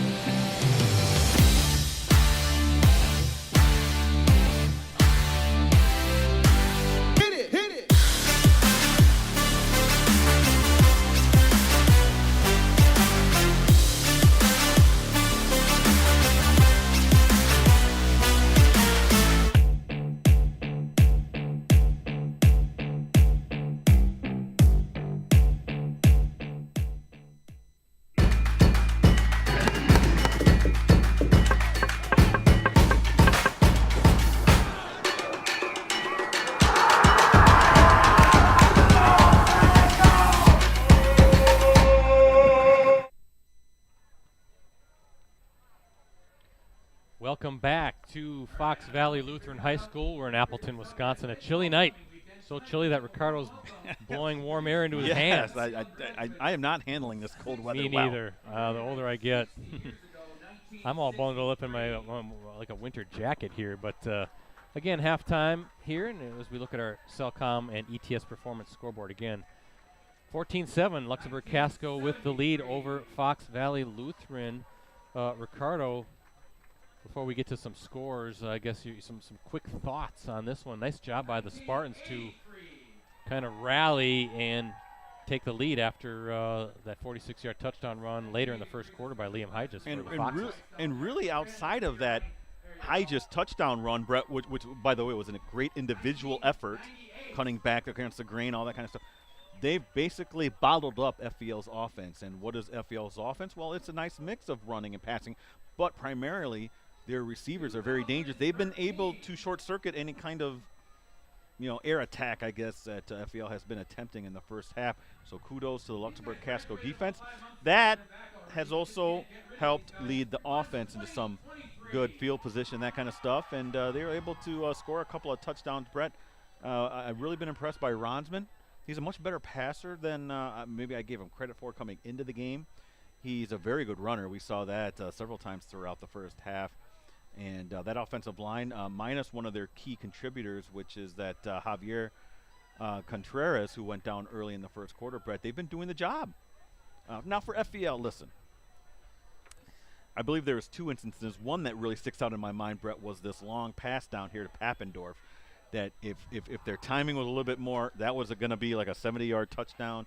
That is what FVL brings to this, Brett. They bring that dangerous big play potential that no lead is safe. I saw that against Wrightstown last week in their loss to the Tigers. Tigers had that game what looked to be wrapped up. Then, boom, out of nowhere, Hygis hits Nick Martin for a long touchdown, and boom, just like that, it's back. And that game, by the way, FVL got it down inside Wrightstown territory before they turned it over on down. So they were in position to maybe tie that game. So that this is a FVL club that knows how to play from behind and is confident playing from behind. At the end, though, you got to finish. So they gotta get things going on offense and to help out that defense a little bit, because that's another thing, Brett. As we look at the drive situation, you can see this is the second quarter, Brett. If you look at my the plays, all tilted to Luxembourg-Casco, and the same thing in the first quarter, right? So eventually, and some of these guys go two ways, Brett, that's going to take a toll playing both ways for both of these teams, more so for the Foxes because their defense is on the field more. It'll be interesting to see the adjustments and how both sides handle things. Trying to remember who started with the ball in the game. Let's see, I can tell you here. It was FVL. Yeah, so it was a punt situation. It was a punt situation, and then Luxembourg. So Luxembourg-Casco will get it in the second half. Right, a chance essentially to double up. Right, they scored the touchdown with a minute to go in the second half or second quarter, and now a chance to build on that one touchdown lead, maybe make it a two-score game. A lot coming up, of course. Our Clubhouse Live Packers show. That's normally Monday nights, but because the Packers are playing Monday Night Football this week, we're moving the show to Tuesday night. That's a live show. Takes place at the Fox Club. That's inside Neuroscience Group Field at Fox City Stadium in Grand Chute, home of the Wisconsin Timber Rattlers, also the new home to Clubhouse Live. Keyshawn Nixon and Josiah DeGore are our Packers co-hosts this season, and they bring teammate guests. Now, we got a little something special, a little something different this coming week, though, because after this Monday night game, it's the bye, and the guys split, right? Vacation time starts, so they're out of town. So we're going to have a special guest, a Packers Hall of Famer, former All-Pro quarterback. Finished second, I believe, in 1989 for league MVP honors. We got none other than the Magic Man. Don Makowski is going to join us, and he's a friend of the show, and you got to come and check it out. He's a great storyteller, a lot of fun, and he had that magical year, and that's why he's called Magic in 1989. So many great stories, and unfortunately Ricardo has yet to get over the instant replay game, 14-13 victory in 1989. Don Makowski to Sterling Sharp for the win. In fact, when Magic was on last year, you guys had a back and forth, and Magic was getting a little perturbed that you wouldn't give him the credit he so He wasn't very happy. rightfully deserves. And not only that, but we're going to be giving away Miller Lite deck tickets to the November 19th Packers-Chargers game at Lambeau Field. You must be present to register and win. So a little added incentive to come on and check out the show on Monday or Tuesday night. 6:30 is when we start, but the stadium gates open at 4 p.m. Admission is free. Parking is free at the stadium. Food and beverage are available. In fact, the Timber Rattlers have a great situation where you can just order or scan the QR code and order right at your table and pay as well. So it's very convenient. So check it out. See the Magic Man, Don Mikowski, on Tuesday at Clubhouse Live, and also try to win some of those great Miller Lite deck tickets on top of that. Can't make it to the show, of course, you can always watch it in person on any of our websites, Facebook pages, and our YouTube channel as well. And we have a busy week next week. I know we're going to do the 920 Sports Podcast. Yeah, I was just actually double-checking. That's we're going to welcome Brian Butch, Brett, hopefully in studio. Good. And then we're going to talk about him being recently inducted into the Wisconsin Basketball Coaches Hall of Fame, but also he has been named the Badgers, is it the analyst? Yeah. I can't recall what it was. Next to Matt LePay, yeah. Yes. So that's a big moment for him, Brett. It's a big deal. Appleton West, a standout. Went to the Badgers, had a great career for the Badgers. Also dabbled a little bit in the pro game. And we're expecting him to talk a lot about his experiences playing in the 3 different levels, and also he has a lot of camps and things like that going on to kind of continue his service in terms of giving back to the community. So really proud to have Brian this next week and part of the podcast as well. I'm sure he'll have plenty of stories to tell. Some good ones. I think that's also, Brett, remember Appleton West got to the state tournament, won a game, I want to say. Maybe were they out in the semifinals? I'm trying to remember. But did you mention his 45-point game? Wasn't that yeah. Was that a state record at the time? Yeah. I want to say that was, maybe they did reach the final and they lost, but it's like 03. I remember because at the time I was covering, at the time I was a sports editor at Fond du Lac, Brett. I remember coming up to Dick Emanuel Gym and covering the great Diener Butch matchup there. What a tremendous rivalry that was. Maybe we can share or maybe he can share some stories on that as well, Brett. I got a great story with him as well, because I covered him when he was at Wisconsin. I had to cover the Badger men's basketball team. And by cover, I mean basically game day coverage. It was kind of a screwy setup back then, but whatever. And he saved my butt. He did. On one story that I wrote. And, I told this story once when he was a guest long ago when Clubhouse Live was kind of an all sports show and not just exclusively a Packers show. So he saved me from probably not sure I would have gotten in trouble, but let's just say the story that was asked of me would not have happened. So okay, you don't want that going to your editor saying, hey, sorry, it's not going to happen because of a dumb mistake that I made that Brian Butch helped fix and rectify. So I've always appreciated him for that. And then, of course, Varsity Roundtable next week. Yeah, right, so we Wednesday. have we have Valley Lutheran girls volleyball coming on the show. I talked to Wendy Bixby, their coach. They're having a fine season again. I think they have more than 30 wins again this season. And they'll be joining us on the show. You talked about the Packer show, Brett. We do a team of the week as well there. We're going to have, I believe it's Nina Boys Soccer this Tuesday, the Don Mikowski show. The week following, Nina Girls Tennis, which made it to state. They've said, hey, we'll come on the show too. So I think we're going to have back-to-back weeks of Nina going on there. Good job. That should be fun and well-deserved. And, of course, next Friday night, it's our regular season finale, Week 9. We'll just be right down the road at Appleton North. Paulingen Field is the Lightning. They host Kimberly. The battle. Always the battle of the century, we like to call it. But that should be a fun one. And live coverage will kick off at 6:45 p.m. So a very busy week coming up, as we always do at this time of year. Again, want to thank our sponsors, Cellcom and ETS Performance. Unlimited data for smartphones is now more affordable than ever at Cellcom with their new unlimited plan options starting as low as $25 per month per line.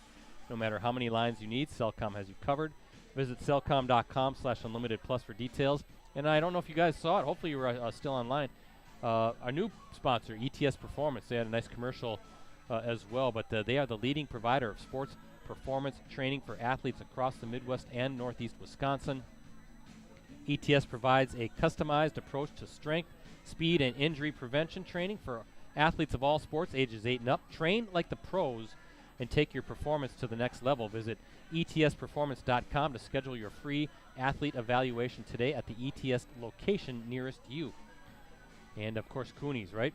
They have the skills and experience to customize your apparel and spread the word about your organization. Contact Coonies Embroidery and Sportswear today at 920-731-0922 or send them an email at Coonies, COONEYS 0922 at sbcglobal.net. Appleton North now leading East 34-6. Oh, Brett, wow. I think they found their offense.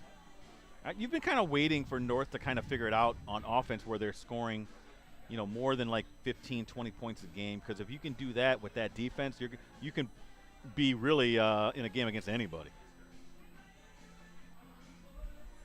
First half scoring, FPL got on the scoreboard first. A 46-yard touchdown run by quarterback Liam Hygis made it 7-0 with 3:34 to play in the first quarter. That was right off of that big defensive stand by the Foxes on 4th and 1. And then Luxembourg-Casco, a pair of second quarter touchdowns. Max Ronsman, the quarterback, 2-yard touchdown run. That was set up by Cameron Dorner's kickoff return right into the 50-yard line. And then the very first play in the second quarter, the 2-yard touchdown run by Ronsman. And then the 3-yard touchdown run by Trace Schenenbeck with just a minute to go. That capped a 9-play, 60-yard drive. 14-7 Spartans with the lead as we look at our Cellcom ETS Performance scoreboard. Halftime winding down here, guys, and you can catch, by the way, my recap of this game, and I'll go down there and talk to Coach Seth Yeager following this game as I kind of put together the Fox Valley portion of the City of Appleton football roundup. I do that every week, Brett. I put that together as well as the Fox Valley at large, like football wrap too. So there's a couple of stories you can look for Saturday. I want to say mid-morning. So check those out. I do those in combination with Mike Sherry, who's at the Kimberly-Kaukauna game, and sometimes Dan Cohn helps out a little bit. We all put that together, so we have everything covered when it comes to the city and the greater Fox Valley area when it comes to football recaps on Friday night. Yeah, you guys do a great job. I always look forward to that. I usually log into the app mid-afternoon to see if those stories are up, and I always enjoy reading your recaps, Mike's recaps, and getting the coaches' comments, players' comments, all that good stuff. Hey, get a digital subscription, right? That's how you get that content. Yes, it's subscriber only. Thank you for reminding me that to let folks know you can only read it through a subscription. 6 months for $1, so that's unlimited digital access to any of our USA Today Network Wisconsin sites. So sign up for that right now. You can't go wrong. $1. I have a feeling if you sign up, and you're going to like all of our coverage, and you'll stick around. 14-13, Ricardo, that Kaukauna, they lead Kimberly at the half. Gavin Tyson had an 11-yard touchdown catch with 20 seconds to go in the half, but Kimberly botched the extra point after a low snap. That's, again, according to our colleague Mike Sherry, who's over at the big game right now.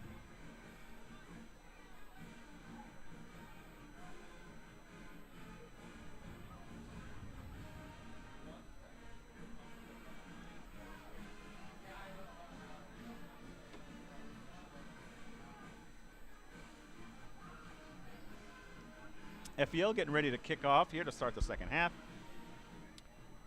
Down 14-7. Ricardo, as we get started in this third quarter, feels like a big moment already. Like Luxembourg-Casco with 2 second quarter touchdowns. Now they open the second half with the football and chance to really build a kind of a commanding lead. So this Fox's defense needs to get off the field quick.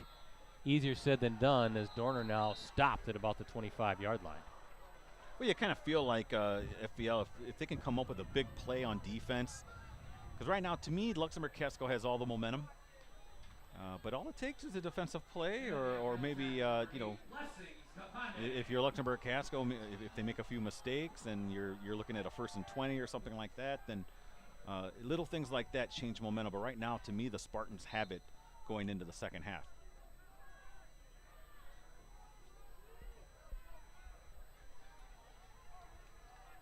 Ronsman, he hands off to, that's number 24, getting the first carry, Andrew Klass, but we have a flag already to start this second half. Well, if that's that hold, Brett, that we were talking about, and I think it is. Holding. Spartans. Luxembourg-Casco, playoff participant the past 2 seasons, 8 of the past 9 normal seasons, I like to call it, right? I always COVID don't count. I always skip the 2020 season.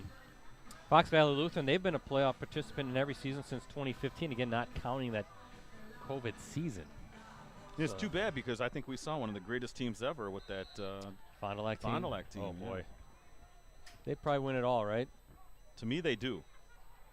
Muskego folks feel different. Ronsman nowhere to go. And how about number 46?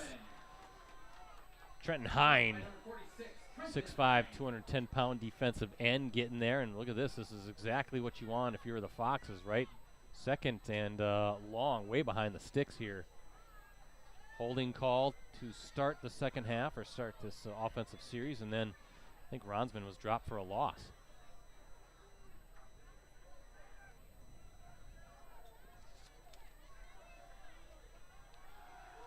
Ronsman going to whip it over the middle of the field, and guess who? Trace Schenenbeck. We've said his name about 30 times so far tonight. Boy, he's all over the field.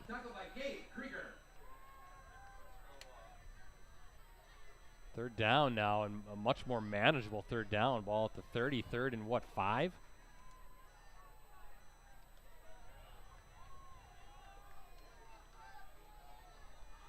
Now if you're Fox Valley Lutheran, boy, you got to tighten those cleats up, right? I mean, this is where you kind of, if you're able to force them on a turnover on downs, Brett, you get pretty good field position on the punt.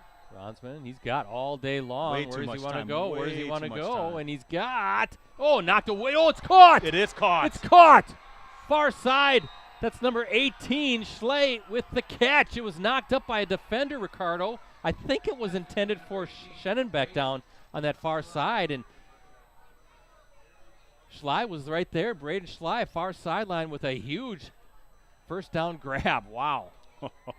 That's got to be so frustrating if you're in the FVL defense. You make a play, right? You kind of absolutely. you knock it down. You're not thinking of receivers there, but Johnny on the spot. Schley with a big catch, first down.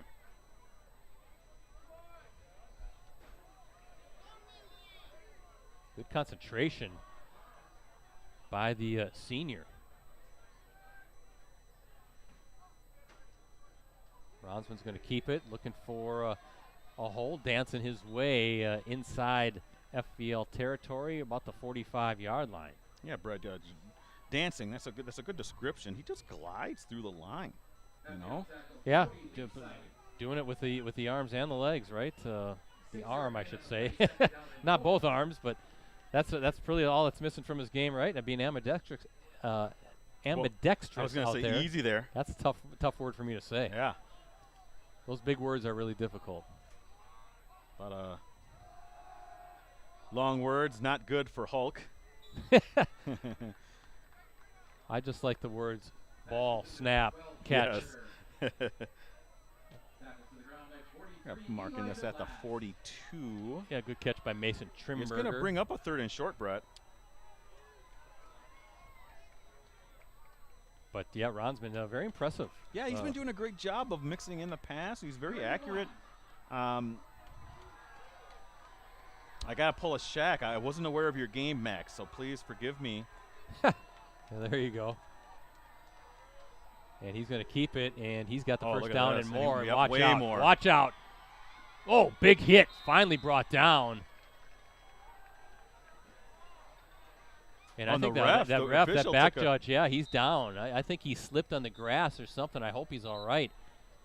But you wonder. Well, Brett, you mentioned the grass is slick from the rain earlier. Yeah, I wonder if he slipped.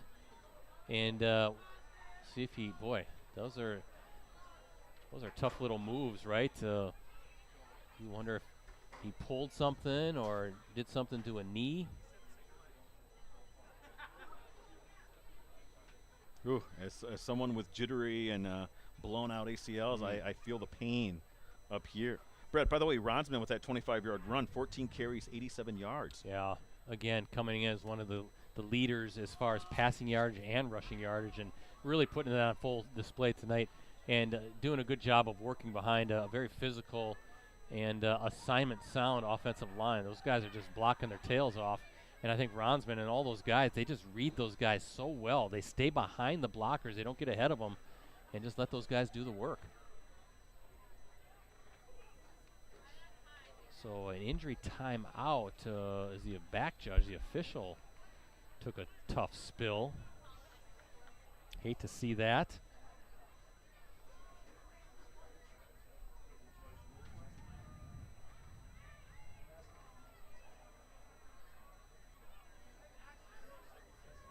Yeah, I mentioned Luxembourg-Casco's only setback against Kewanee. Looking at FVL, Fox's 2 losses have come against Xavier and Wrightstown, both of which are chasing league titles in the Bay and Northeastern Conference respectively, of course. So Xavier ranked 10th in the medium division in this week's Associated Press State Poll, 4th in D4 in the state coaches poll on WisSports.net. Of course, Wrightstown ranked 6th in Division 5 in the coaches poll.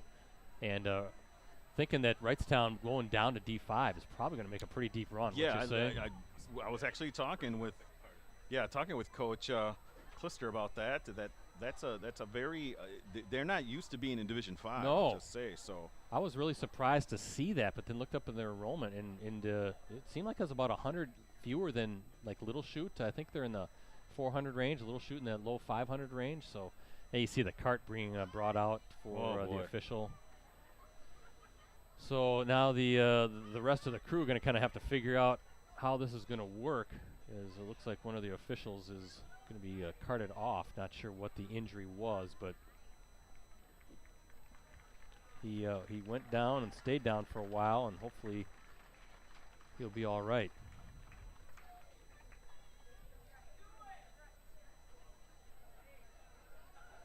He's kind of looking at his right leg, I think. Sometimes, too, you never know. He could tweak a back. You slip in and you twist funny.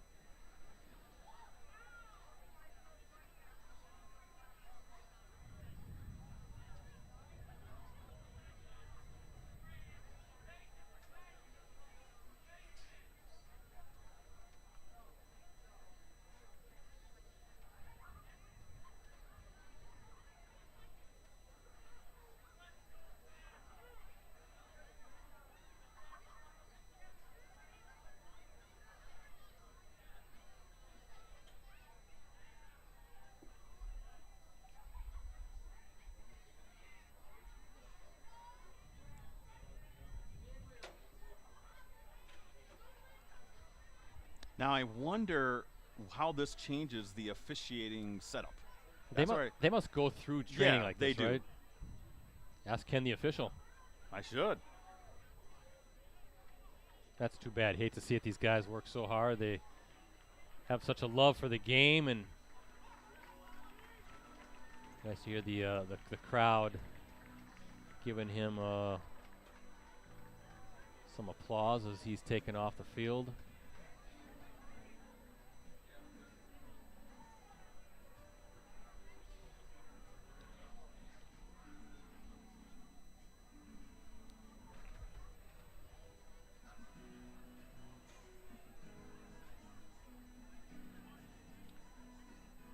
So now the officials are going to have to kind of regroup, figure things out. Who's going to do what? Assignments change, right, Ricardo? A little bit more on their plates. Hey, next man up. No, actually, they don't have. I don't think they have a backup. So it's going to be a little more on each one of the respective officials' plate, right? See that from time to time. Even like baseball, sometimes an umpire has to leave, and see three-person umpiring crew. So here we go. 1st and 10 after that run by Ronsman. And Spartans on the move again. And they'll play fake. Ronsman throws over to number 12. That's Trimberger. Yeah, nice job, Brett, by number 2. That was Gabe Krieger, recognizing that and stopping that for a very short gain. 2-yard gain. Second down and 8 from at the 15-yard line. 2-yard gain, second down and 8.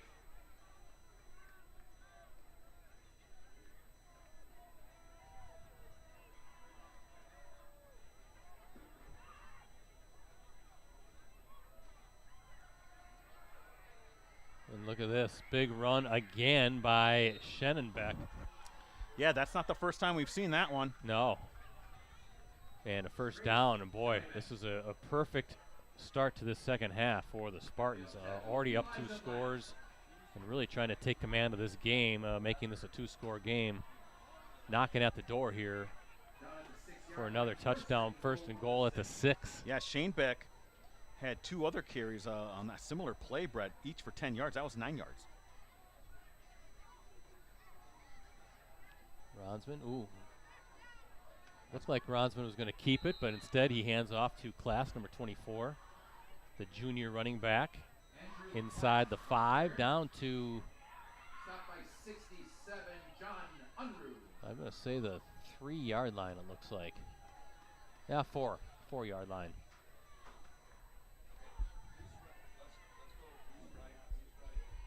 Second and goal from the 4.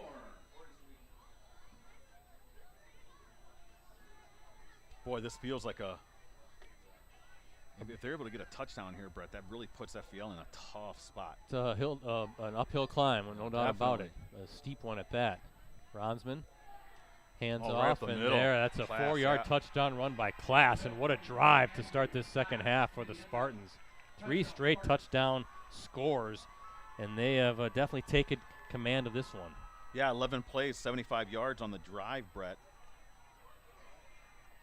Might have actually gone farther than that because there was that hold to start the drive, but still very impressive by Luxembourg-Casco, Brett. And capping it with that 4-yard touchdown from Class. And not only that, Ricardo, they took off almost half the quarter. Yes. Half the quarter on that drive. So everything going right. Schenenbeck now in for the PAT. And it's good. Got to update my Twitter on that. And as we look at our Cellcom ETS performance scoreboard, 21-7 now. The Spartans opening up a 2-touchdown lead with 6:28 to play in the third. 3 straight touchdowns. Remember, the Foxes led 7-0. 3:34 to play in the first quarter. A 46-yard touchdown run by Liam Hygis. Then it's 2-yard touchdown run by Ronsman, a 3-yard touchdown run by Schenenbeck, and now the 4-yard run by Class.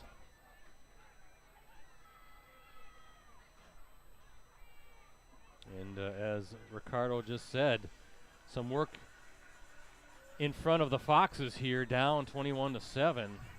Luxembourg-Casco trying to clinch at least a share of the conference championship tonight. And get this, though, folks will be interested in this one. Little Chute now leading Wrightstown 14-12 midway through the third look at quarter. that.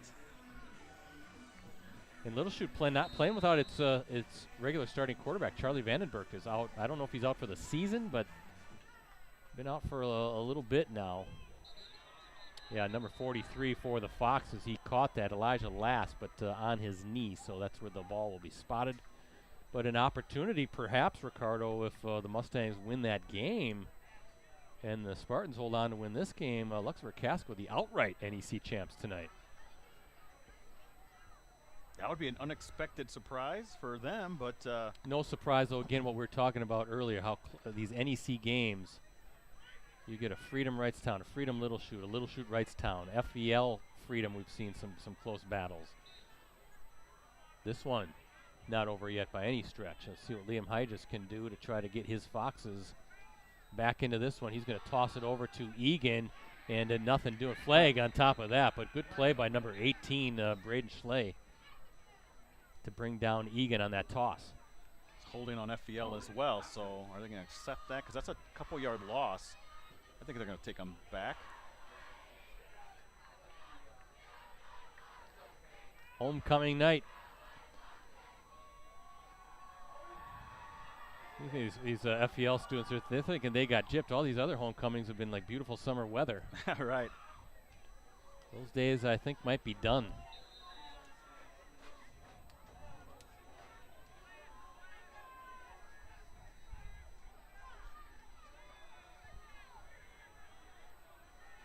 Well, the Foxes will try it again after that holding call. High just waiting for it. This time going to go roll out to his left. Tough pass and off the fingertips of Schumacher. Might have been a little bit behind Schumacher.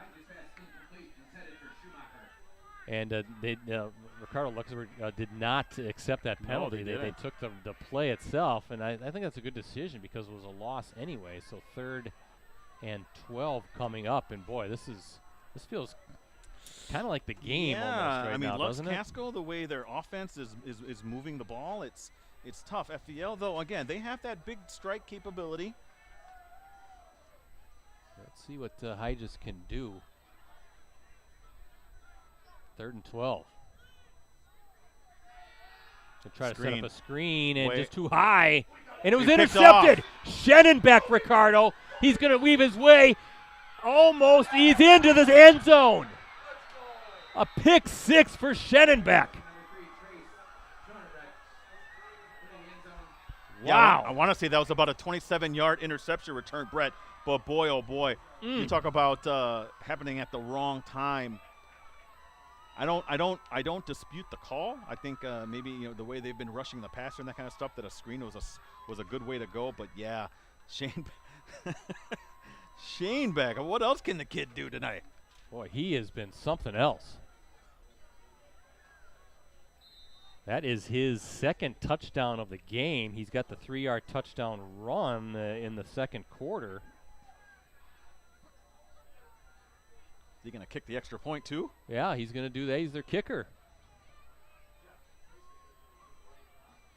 Having himself a game, doing some great work defensively as well. Schenenbeck punches that one through.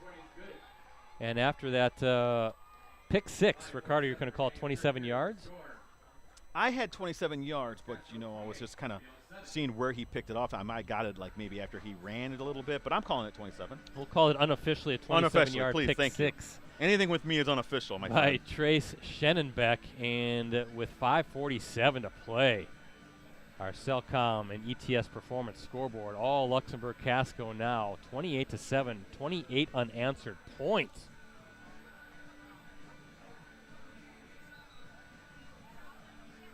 Schenenbeck, yeah, he is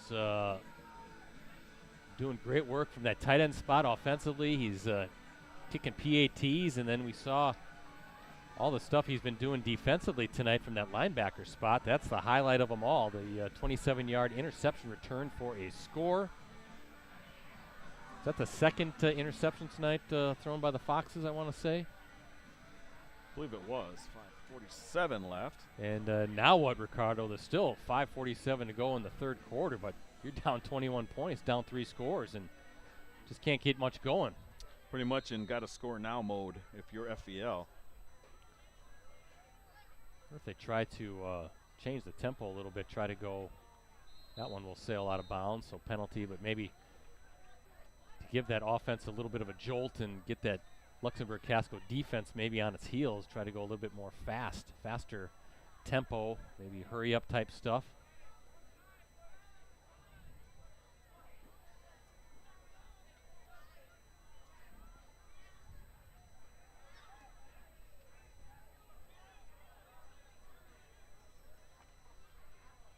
All right, so where are they marking this? 1st down and 10. It was a penalty because it went out of bounds at the 35. Is that where they're putting it? Yep. 1st down and 10 at the 35. 5:47 left here in the 3rd quarter. FEL, boy, they're up against it. 28-7, the lead for Luxembourg-Casco. Spartans really dominating the game at this point. Egan up the middle, minimal gain. Maxwell Thays, number 60, one of the first ones there, the defensive lineman for Luxembourg-Casco. Closing that hole up fast as Egan was trying to squirt through and get some more, but maybe a 2-yard pickup. 2nd and 8 coming up. 2-yard gain on the play, 2nd down and 8.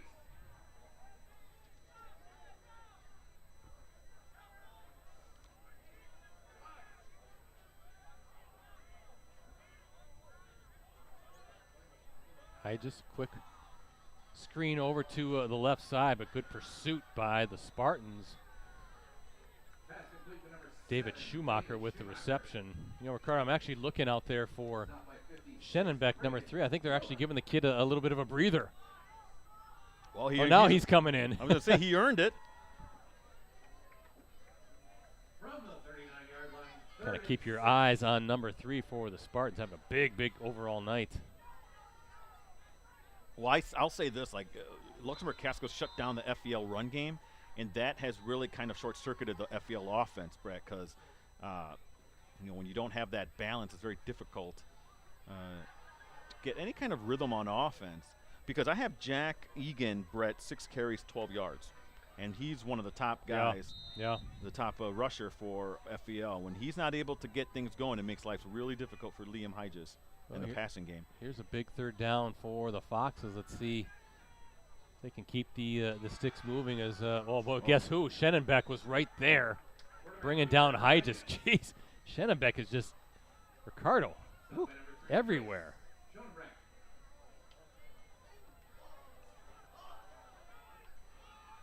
So it's at the 41. It's a 4th and 4, Brett?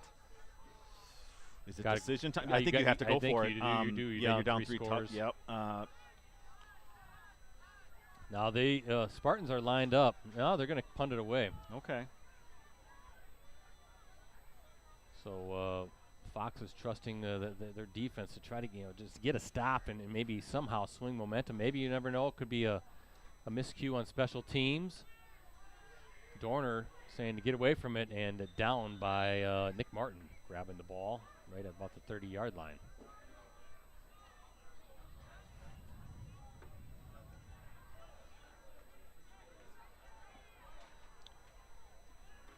And Wrightstown now back on top of Little Chute, 18-14, early 4th quarter. The toolbox with a 2-yard touchdown run. Toolbox. Aiden Humphreys. So a great game at Fitzpatrick Field, and the other big game in the NEC tonight.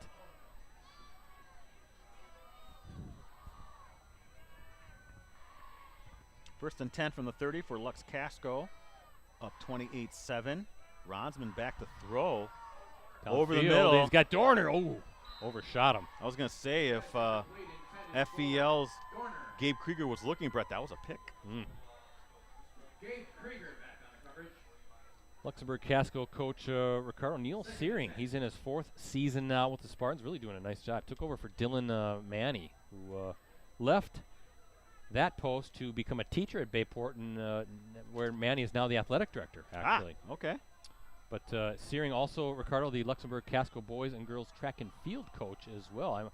I know they traditionally have very good sprinters, and he has led the football team to a 29-8 record and a conference title back in 2021 when the Spartans advanced to the state's quarterfinals. So doing some good work at Luxembourg-Casco. Busy guy as well.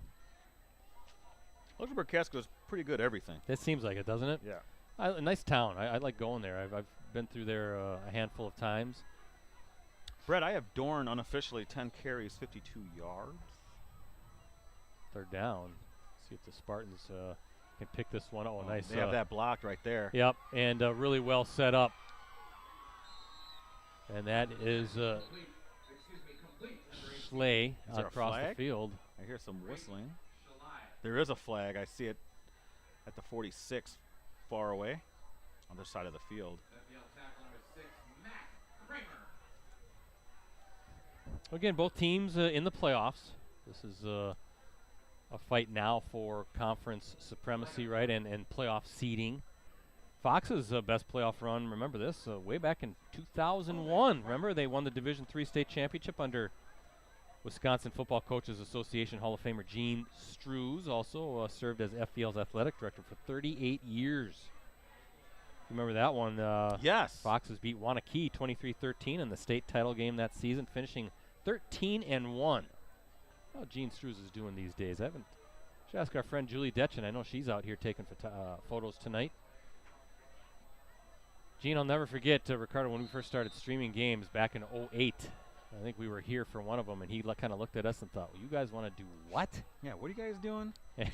And look, we might have been the same way. What are we doing? I think we were, and now look what it's become, right? It's just everybody's streaming these games. We had to be the first one in the Fox Valley to do it, right? We had to have been. I can't think of anyone else. No, I can't either. Look out. Ronsman on the run. So they're able to get rid of it. I think the Luxembourg-Casco coaches next to us thought maybe there should have been a defensive hold. Looks like maybe Ronsman was looking at downfield to number 12, Mason Trimberger. But instead, hey, the Fox's defense holds firm, and a punt coming up.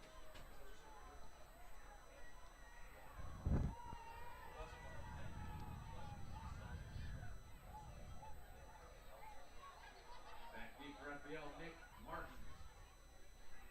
Also David Schumacher. Punting situation for for Luxembourg-Casco, excuse me.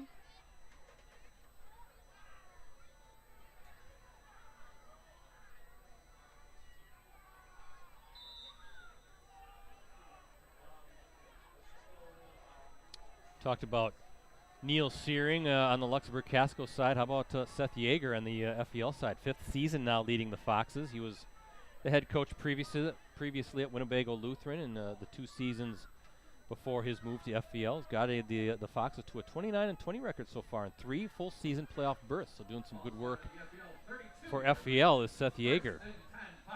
Yeah, you just want to be in the dance, right? Right. You just want to punch your ticket there, see what happens.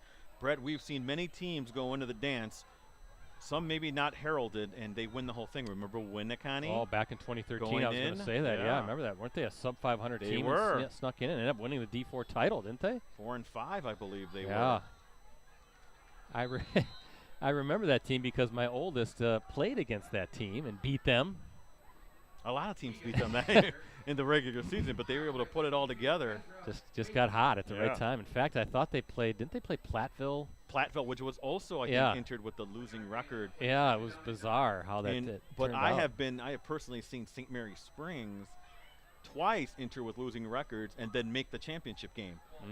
So that doesn't always, just because you have a losing record and you get in, doesn't mean that you're out. Anything can happen. Just got to catch fire. That's how Hygis, and nice throw.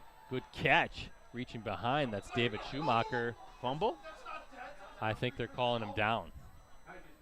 12-yard gain for Fox Valley Lutheran, though, a 12-yard gain and a first down. So Foxes. some life here now for Fox Valley Lutheran. Yeah, I think they can make a little bit of a push here and Hey, you get this score back here, to a 2-score game. either late in this quarter or early in the next year. You're down 2 scores. You never know.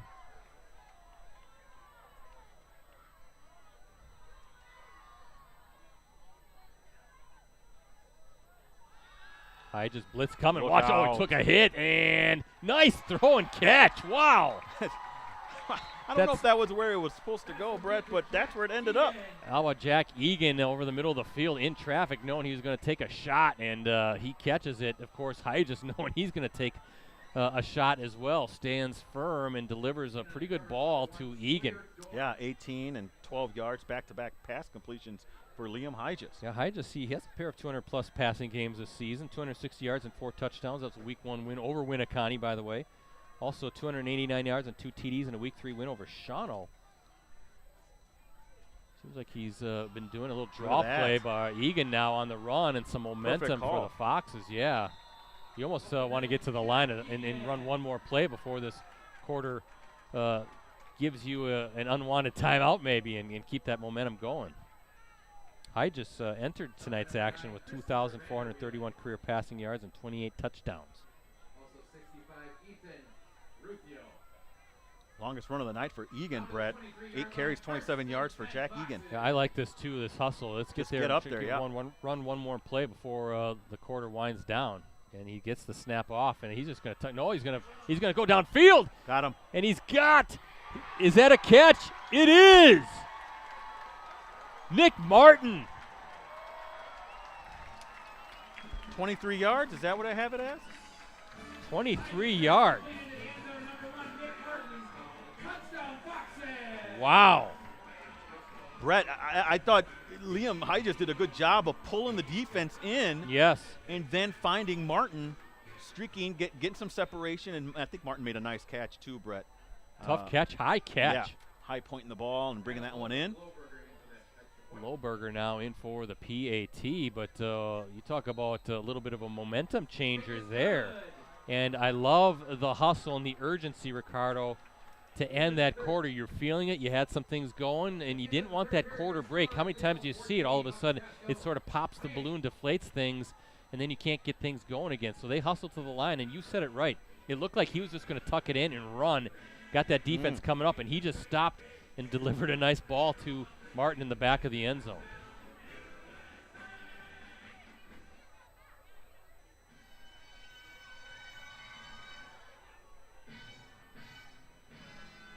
So let's not count this game out just yet. And the Fox's defense also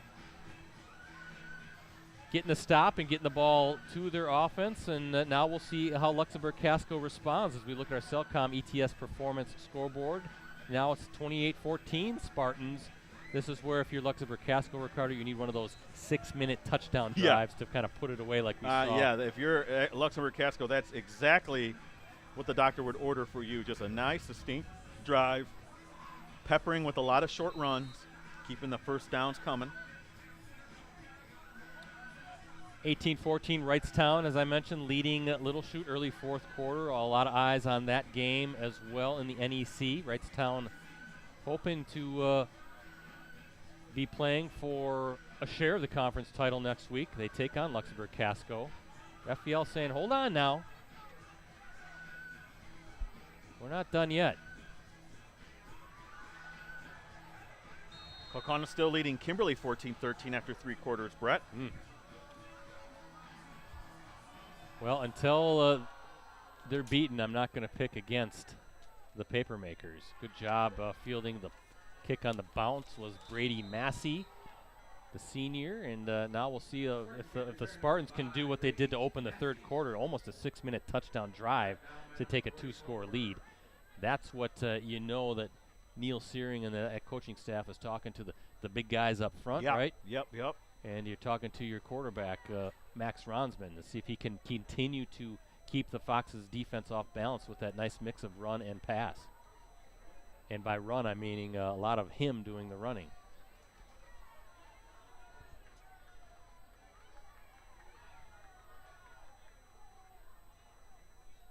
Ronsman, he slipped. Yeah, he did. Slipped.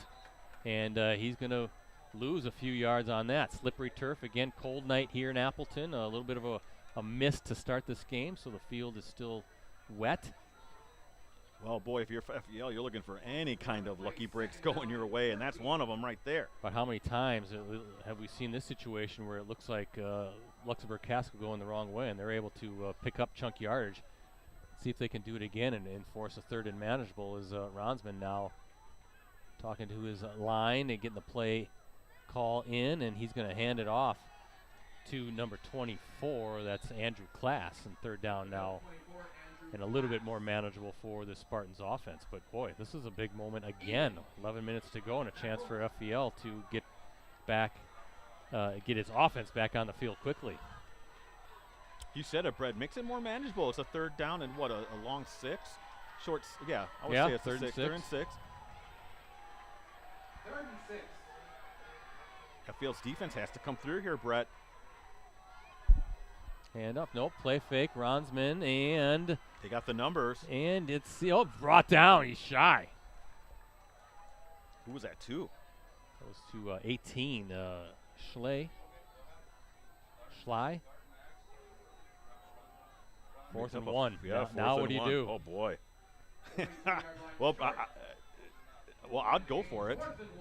I feel pretty good the offensive line that you can get a yard.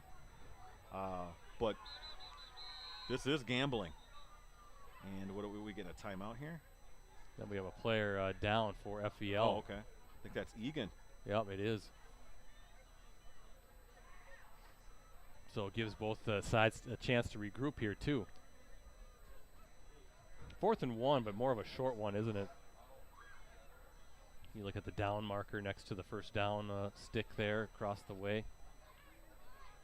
And I think you said it, Ricardo. I think Neil Searing is just going to say, hey, he's going to give it to his guys up front. And let's get this first down, and let's keep possessing the ball. Let's keep milking this clock, and let's put this thing away.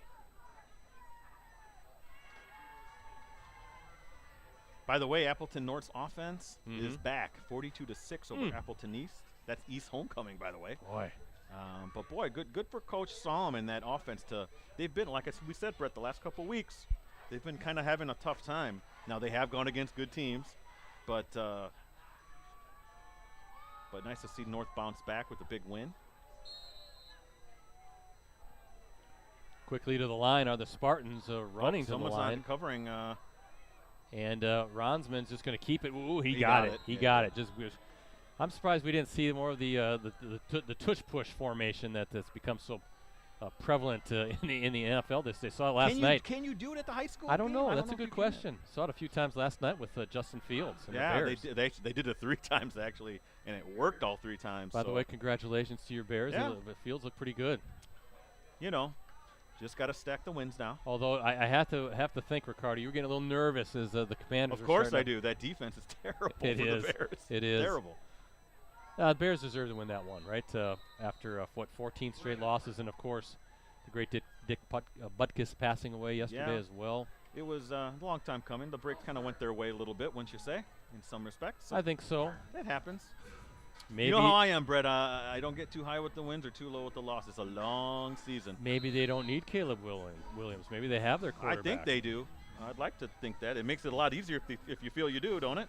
You know what? Justin Fields, Ricardo, he does show flashes. There's no doubt. Well, 8 touchdowns in the last 2 games. I think, to me, that's a good positive going forward. So we'll see how they do. They have the Vikings, Brett, the hated Vikings. Yeah, and the Vikings aren't anything special either. So maybe the Bears could get on a little bit of a run. Who knows? That'd be nice. Spartans now, handoff. Ooh. Again, you can't miss that tackle. Trimberger dancing his way, still on his feet near the 50 and finally brought down. Brett, he was going to be tackled for about a 4 or 5 yard loss. Yeah, but credit Trimberger again, just kind of those little moving those shoulders, a little bounce there here, bounce there, and not an easy target. No, absolutely not. Moves pretty nice for a kid listed at 6'1", looks taller out there. And now the Spartans with that first down, and now you're just going to kind of bleed this clock. Take your time, no rush, up 2 scores. And Ronsman's going to keep it. Nice and play. Nice spin move, and finally stood up by number 2, Gabe Krieger, but he's got the first down based on where the officials are marking this ball, and the sideline officials telling the chain gang to move the sticks. It's a first down. Clock continuing to run, 8.5 to play.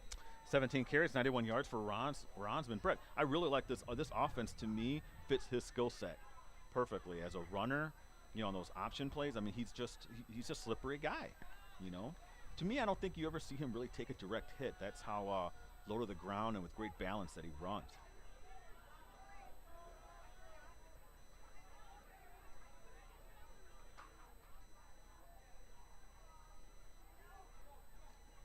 Ronsman hands off. Looks like that's class, right? It is. You know, Ronsman is the leading rusher, but that's a nice little combo they have with Class and Dorner in that backfield. 4 yard gain for Class, and he with the touchdown, the most recent touchdown for Casco. 2nd down and 6 from the 42 of Fox Valley Lutheran. Now again, the Fox's defense is going to have to come up big here.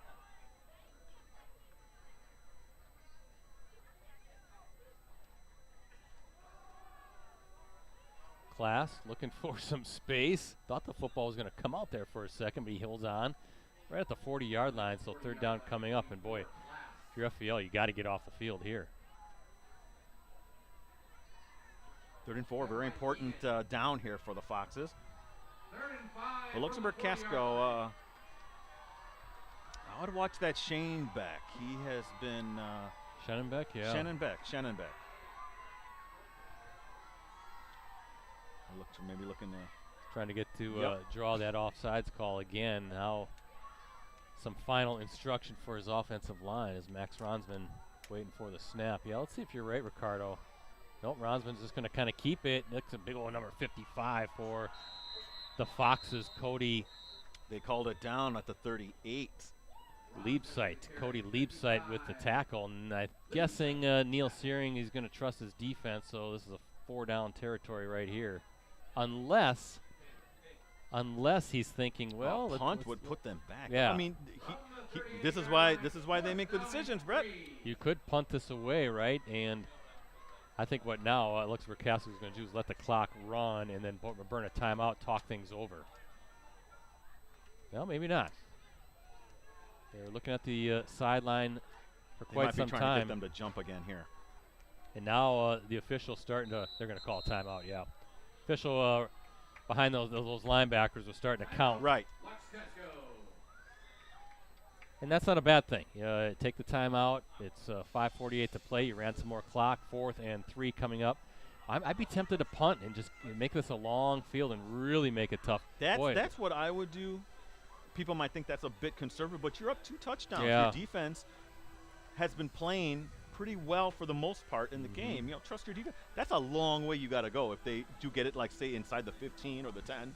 That really puts pressure on FPL when you have your backyard or your back end zone right in back of you. That's tough. Yeah, all of a sudden, let's say the Foxes get a stop, and then boom, get a bit of a jolt of energy again, and decent field position, good field position, for a chance to make this a 1-score game. So, see what they decide to do is they're talking it over,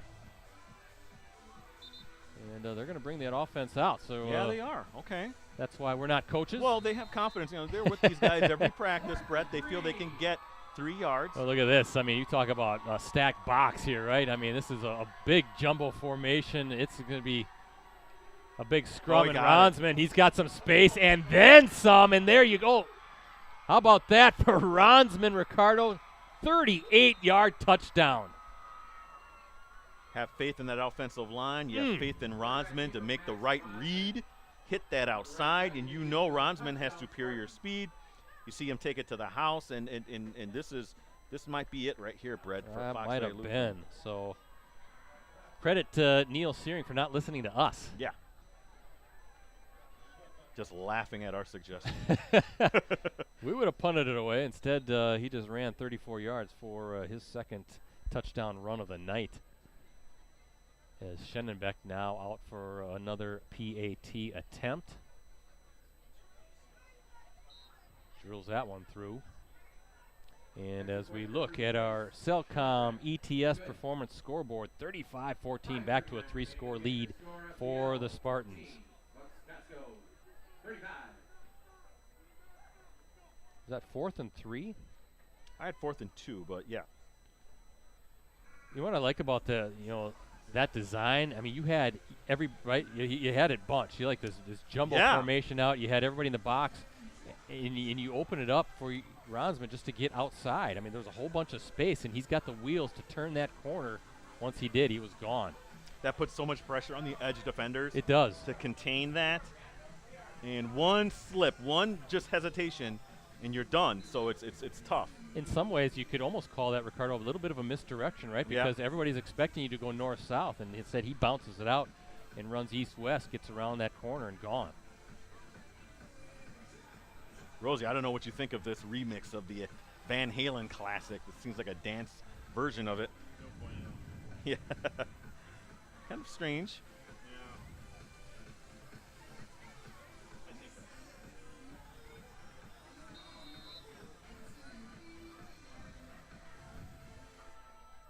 High, short out of bounds kick, again? and those are dangerous, aren't they, for FVL? I mean, you got to get there and get under it. Try to find that open spot in the return unit. And now, again, pretty tough hill to climb for the Foxes. They had a little bit of momentum there, but credit Luxembourg-Casco again stymieing it. And a 34-yard run by Max Ronsman. He had a 2-yard touchdown run in the second quarter as well. Down on the FPL 32-yard line, 1st and 10 Foxes.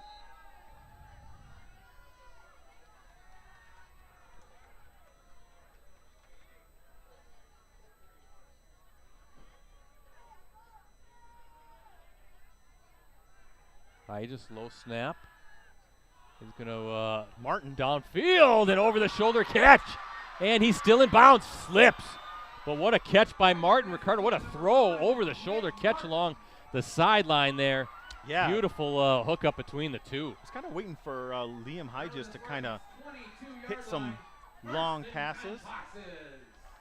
And again, you see in the slippery field, wondering if Martin might have been able to score on that. Ball at the 22-yard line, so the Foxes, they're not done. Yeah, 41-yard pass. Nice throw, rainbow throw, and it really just landed perfectly over the shoulder grab from Martin, who beat his defender on that one. So Hygis now, 1st and 10. Hygis, again, going to look downfield, and caught! Just like that! That's number 46.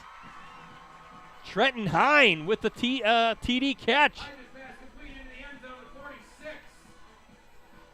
Trenton Hine, touchdown Foxes!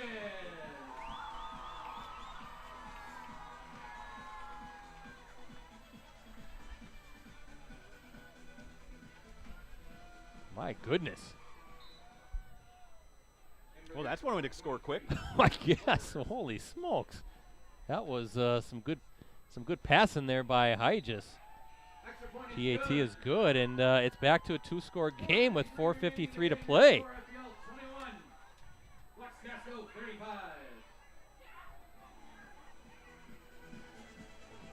So Trenton Hine, nice catch in the back of the end zone. How many yards was that? 23? I had 22. Again, mine's unofficial.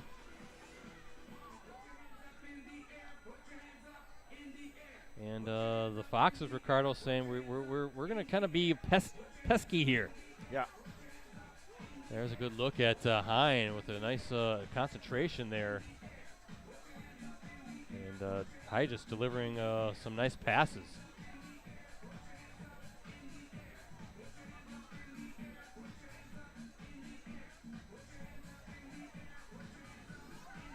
Now you wonder too, with 4:53 to go, is this kind of onside time? A little trickery if you're FBL? I think you always have to consider it at this point.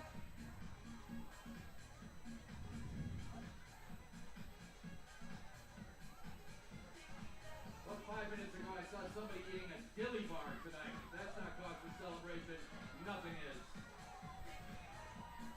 Hey, by the way, I want to give a shout out to our guy Rosie right here, Ricardo. Yeah. These FVL helmets, I believe, Rosie, that's your design, is it not? Sort of, kinda. A little bit of a design. Ricardo or Rosie has been known to do some helmet design. There is an onside kick attempt. Good hands though. I think that might have been Sawyer Dorn. Is that number 1 scooping it up? It is. Good job by the senior there. That's tough. All of a sudden it takes one last little skip.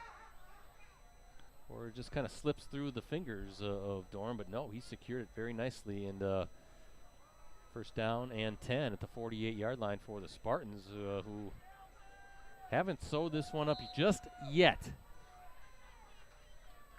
1st and 10 from the 48. A lot of scoring here tonight. FVL needs a big play on defense, a turnover, or some sort of a fumble. You got to think Casco is just going to run it at this point, right? I can't imagine we're doing much passing. Oh boy, what happened there? And it's going to be false start. Yeah. False start. Still, last check was 18-14. Wrightstown over Little Chute. I haven't seen anything since. So that game is a 1-score game. Still 14-13 in that. Yep, and it's like under 3:30 left in the 4th. It's a 3rd and 7 situation for Kokona against Kimberly. They're nursing that 1-point lead. You just know how this is going to play out, right? It seems like it always does. That Kimberly is going to get the stop and then score that winning touchdown or kick the winning field goal or something with about 30 seconds to go. Well, Kokona's playing extremely well, and you knew they were up for this game. Oh yeah. I could tell the focus from coach and just a real battle between these two rivals. Wait, what's going on here? They call it offsides on FBL? Oh, really? Okay. All right. Let me change that on my stat sheet. So it's 1st and 5 at the 47. Okay.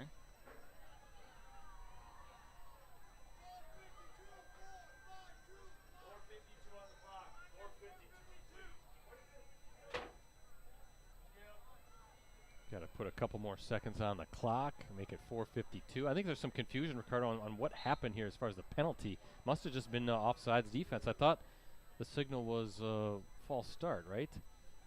I thought so too.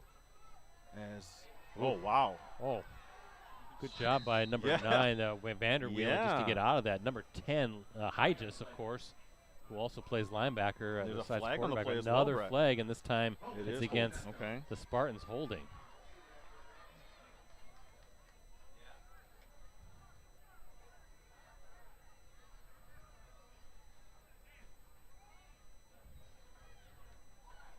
They'll put that back to the 43, it looks like.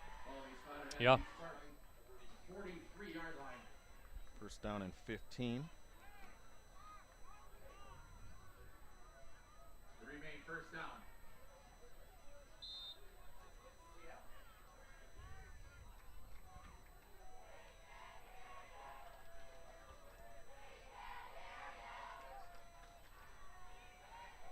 Ronsman, hands Was off. that Class? Whoa, With a there's fumble. a fumble.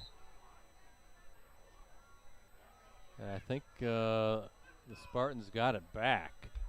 Class was the ball carrier. Not sure if it was down before the fumble, but either way, Luxembourg-Casco keeps it 2nd and 10.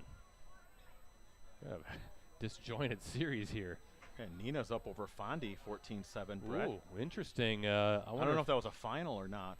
That's a big game for the Rockets, right? They needed one more win to reach the playoffs.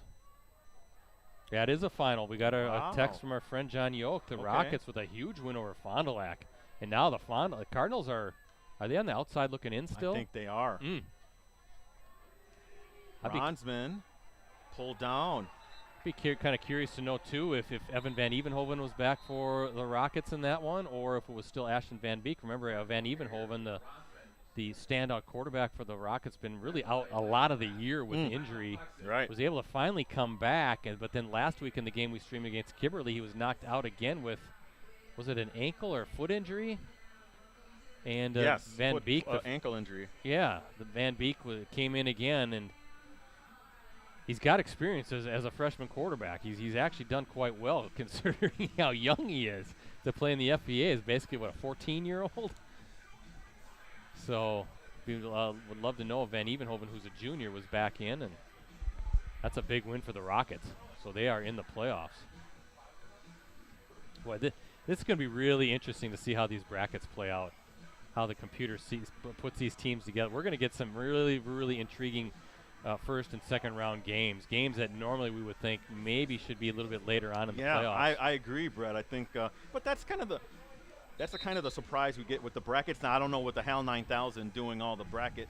You never know what's going to happen there, but I think that's more unexpected how the HAL 9000 puts the playoffs together than when the coaches used to get together in the seeding meetings. So 3rd and 10. Let's see what Ronsman wants to do here. He's going to keep it. Oh, and boy. He's going to read Got his a rail. blocks. He does, and oh, boy, that's a first down run. That is a demoralizing run if you're the Fox's defense. And that's just power football right there, right? Ronsman's going to keep it. He's going to let his guys do the work, clear out the holes for him. And there was just no hesitation. He saw where he wanted to run, and he wasn't dancing around. He was going for that first down, and that's a big first down as the clock now running again. I have 21 carries, 142 yards for Ronsman. Brett, nice night for him. And he also has been doing a good job through the air, passing when he's needed to. He's trying to run this clock out. 1st and 10 at the 41 for Lux-Casco. Two receivers near side here.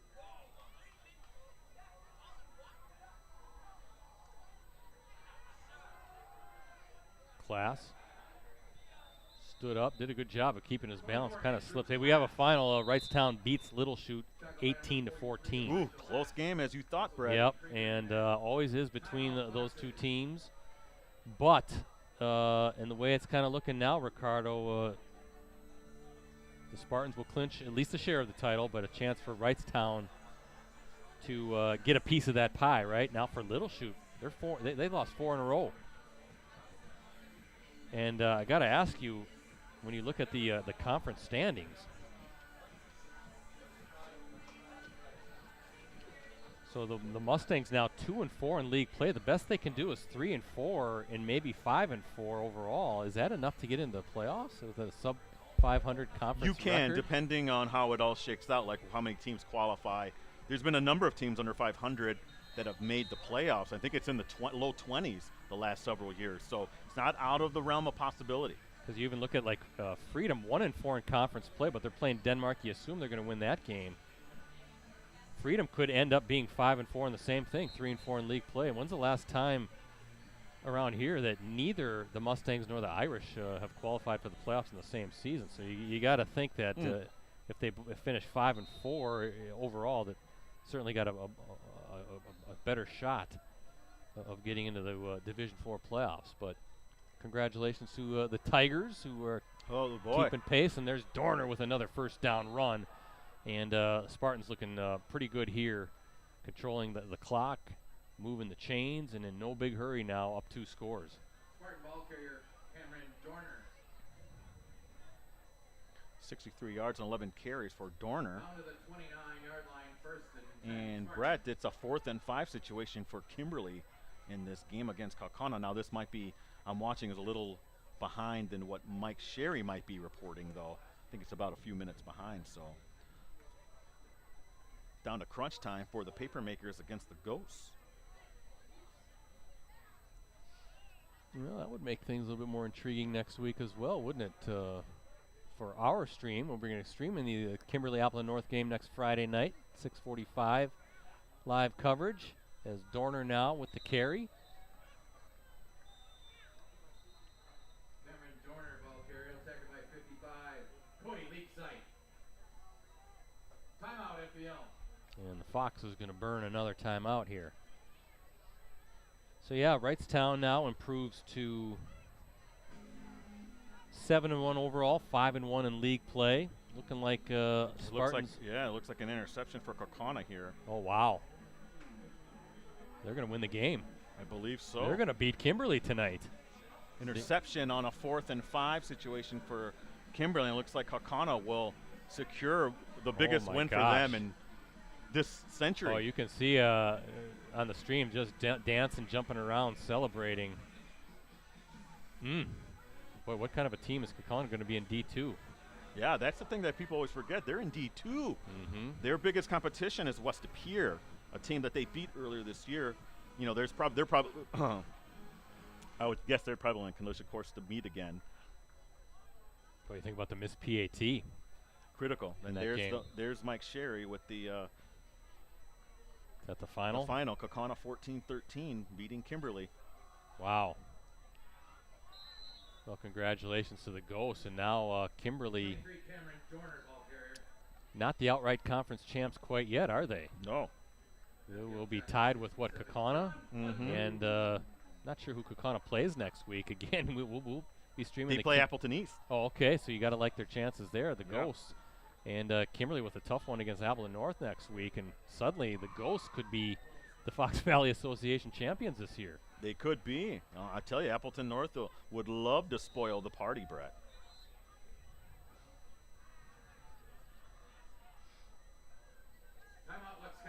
Kind of wondered, Ricardo,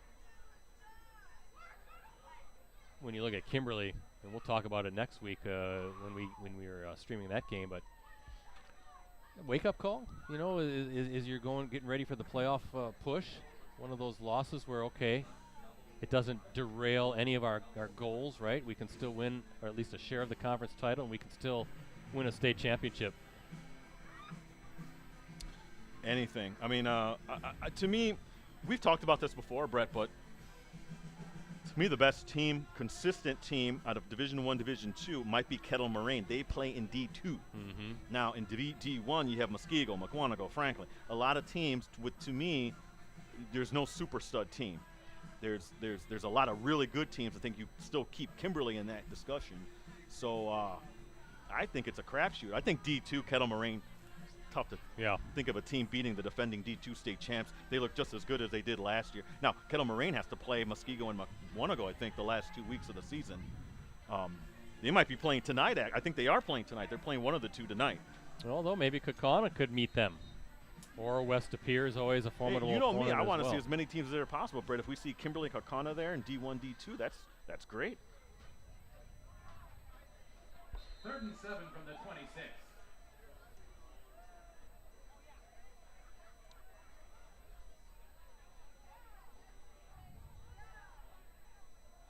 Dorner with it. Going to be shy.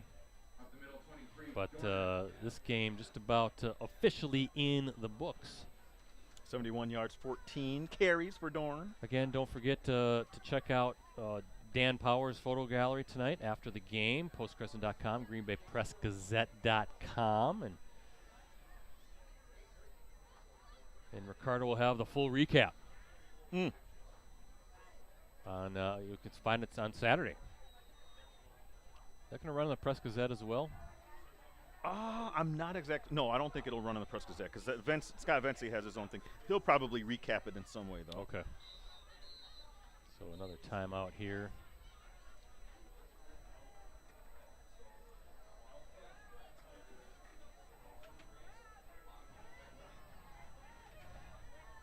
But a good Week 8 matchup. It was fun. Both teams, some big plays. Both teams show some flash. I mean, very impressive with what Luxembourg-Casco can do. Ronsman, nice looking quarterback, can hurt you in multiple ways. Boy, that Trey Schenenbeck. I mean, what a force, offensive, defense, and a kicker as well. He had the pick 6. But don't sleep on this FVL team. I think they can do some damage here. They're a team that a couple times looked like they were down and out, and all of a sudden they're a quick strike back into it. And, definitely have some weapons to, if you're not ready, you're not prepared, they're going to make you pay.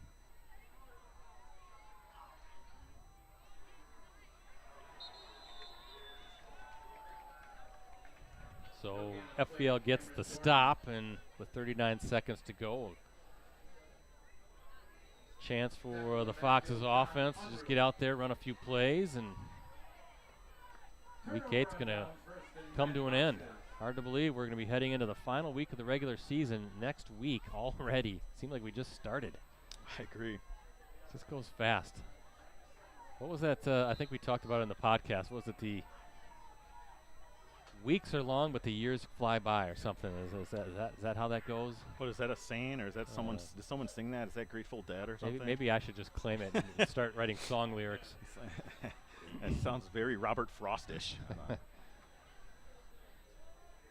Although in this case, the weeks fly by too. Good job by Hygis trying to just find something. He's gonna keep it and stay in bounds. I think he is. Clock will stop. But Ricardo, your thoughts on this game? Thoughts on both teams? Really like Lux-Casco. Tell you what, they're a pretty complete team. The ball's taken out to the 41. Really like this Ronsman, man. I like his grit, his ability to come through with big runs when they need it. Offensive line, the offensive line, when they're nice, they did good work. Yeah, and they did this with a key injury on their offensive line. So Yeah. this is a team that D3, you know, they've been able to make some noise sometimes in the playoffs. Brett, in D3. Now that's a really stacked division, but because obviously Menasha, Notre Dame are in that as well. Maybe play FBL again. Yeah, maybe FBL's in that as well. For FBL, I wanted to see more of the long ball passing. I thought we were going to see that more in this game, but sometimes that's a lot has to do with Lux-Casco's defense. But this is also a team that has played really well throughout most of the season, Brett. They're heading into the postseason, and anything can happen in the postseason. Yeah, this is going to be a hold. Yeah, I saw that the kids a mile away. And it's going to negate a Pappendorf touchdown. Oh, that's too bad for Well, you're right, Brett. Foxes, I saw the it was blatant. Defender getting pulled down. It was blatant. It was as blatant as you can get. And I know Coach Yeager is upset, but that was a pretty easy hold to call. The only reason why Hygis was able to throw that ball was because of the hold call, because he was busting through. But yeah, I think you just never know. And I love the postseason because you really do never know. I mean, there's no reason why Lux-Casco can't make it down to Camp Randall, and it's whatever team kind of catches fired. A lot of it's injuries as well. You have one more regular season week. because we saw last year, Brett, remember Kimberly, they won the state title, but that great Wyatt Stang, he got hurt early in the game against that, which might have been a different thing for Mukwonago if he had played the entire game. You know, injuries really play a part of it. So, what is it, attrition? Yeah, it absolutely is. That's a huge problem. It doesn't matter any level, right? Right. NFL, college, you see Malusi out for the Badgers, and it hurts them in the running attack. So, yeah, just never know. Well, there you go. Scoreboard says 0-0-0. That means this game is done. Luxembourg-Casco 35-21 victory over FPL as we look at our Cellcom ETS performance scoreboard.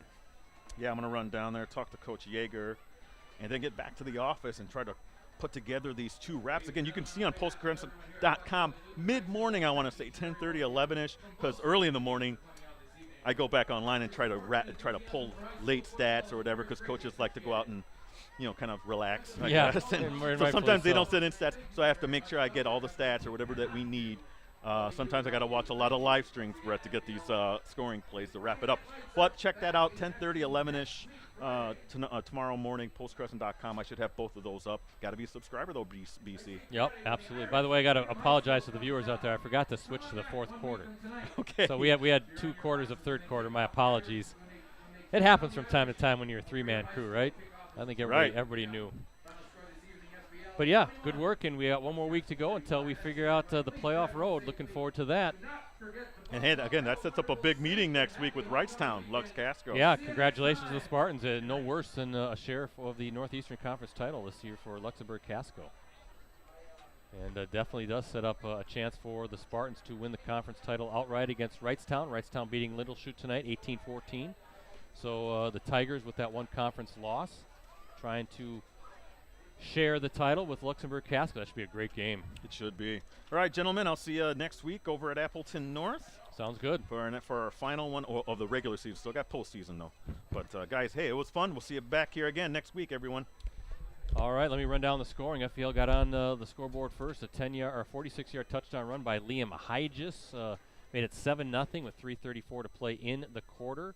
That was actually set up by a defensive stop on 4th and 1, and then right away off of that, Hygis was able to scamper into the end zone.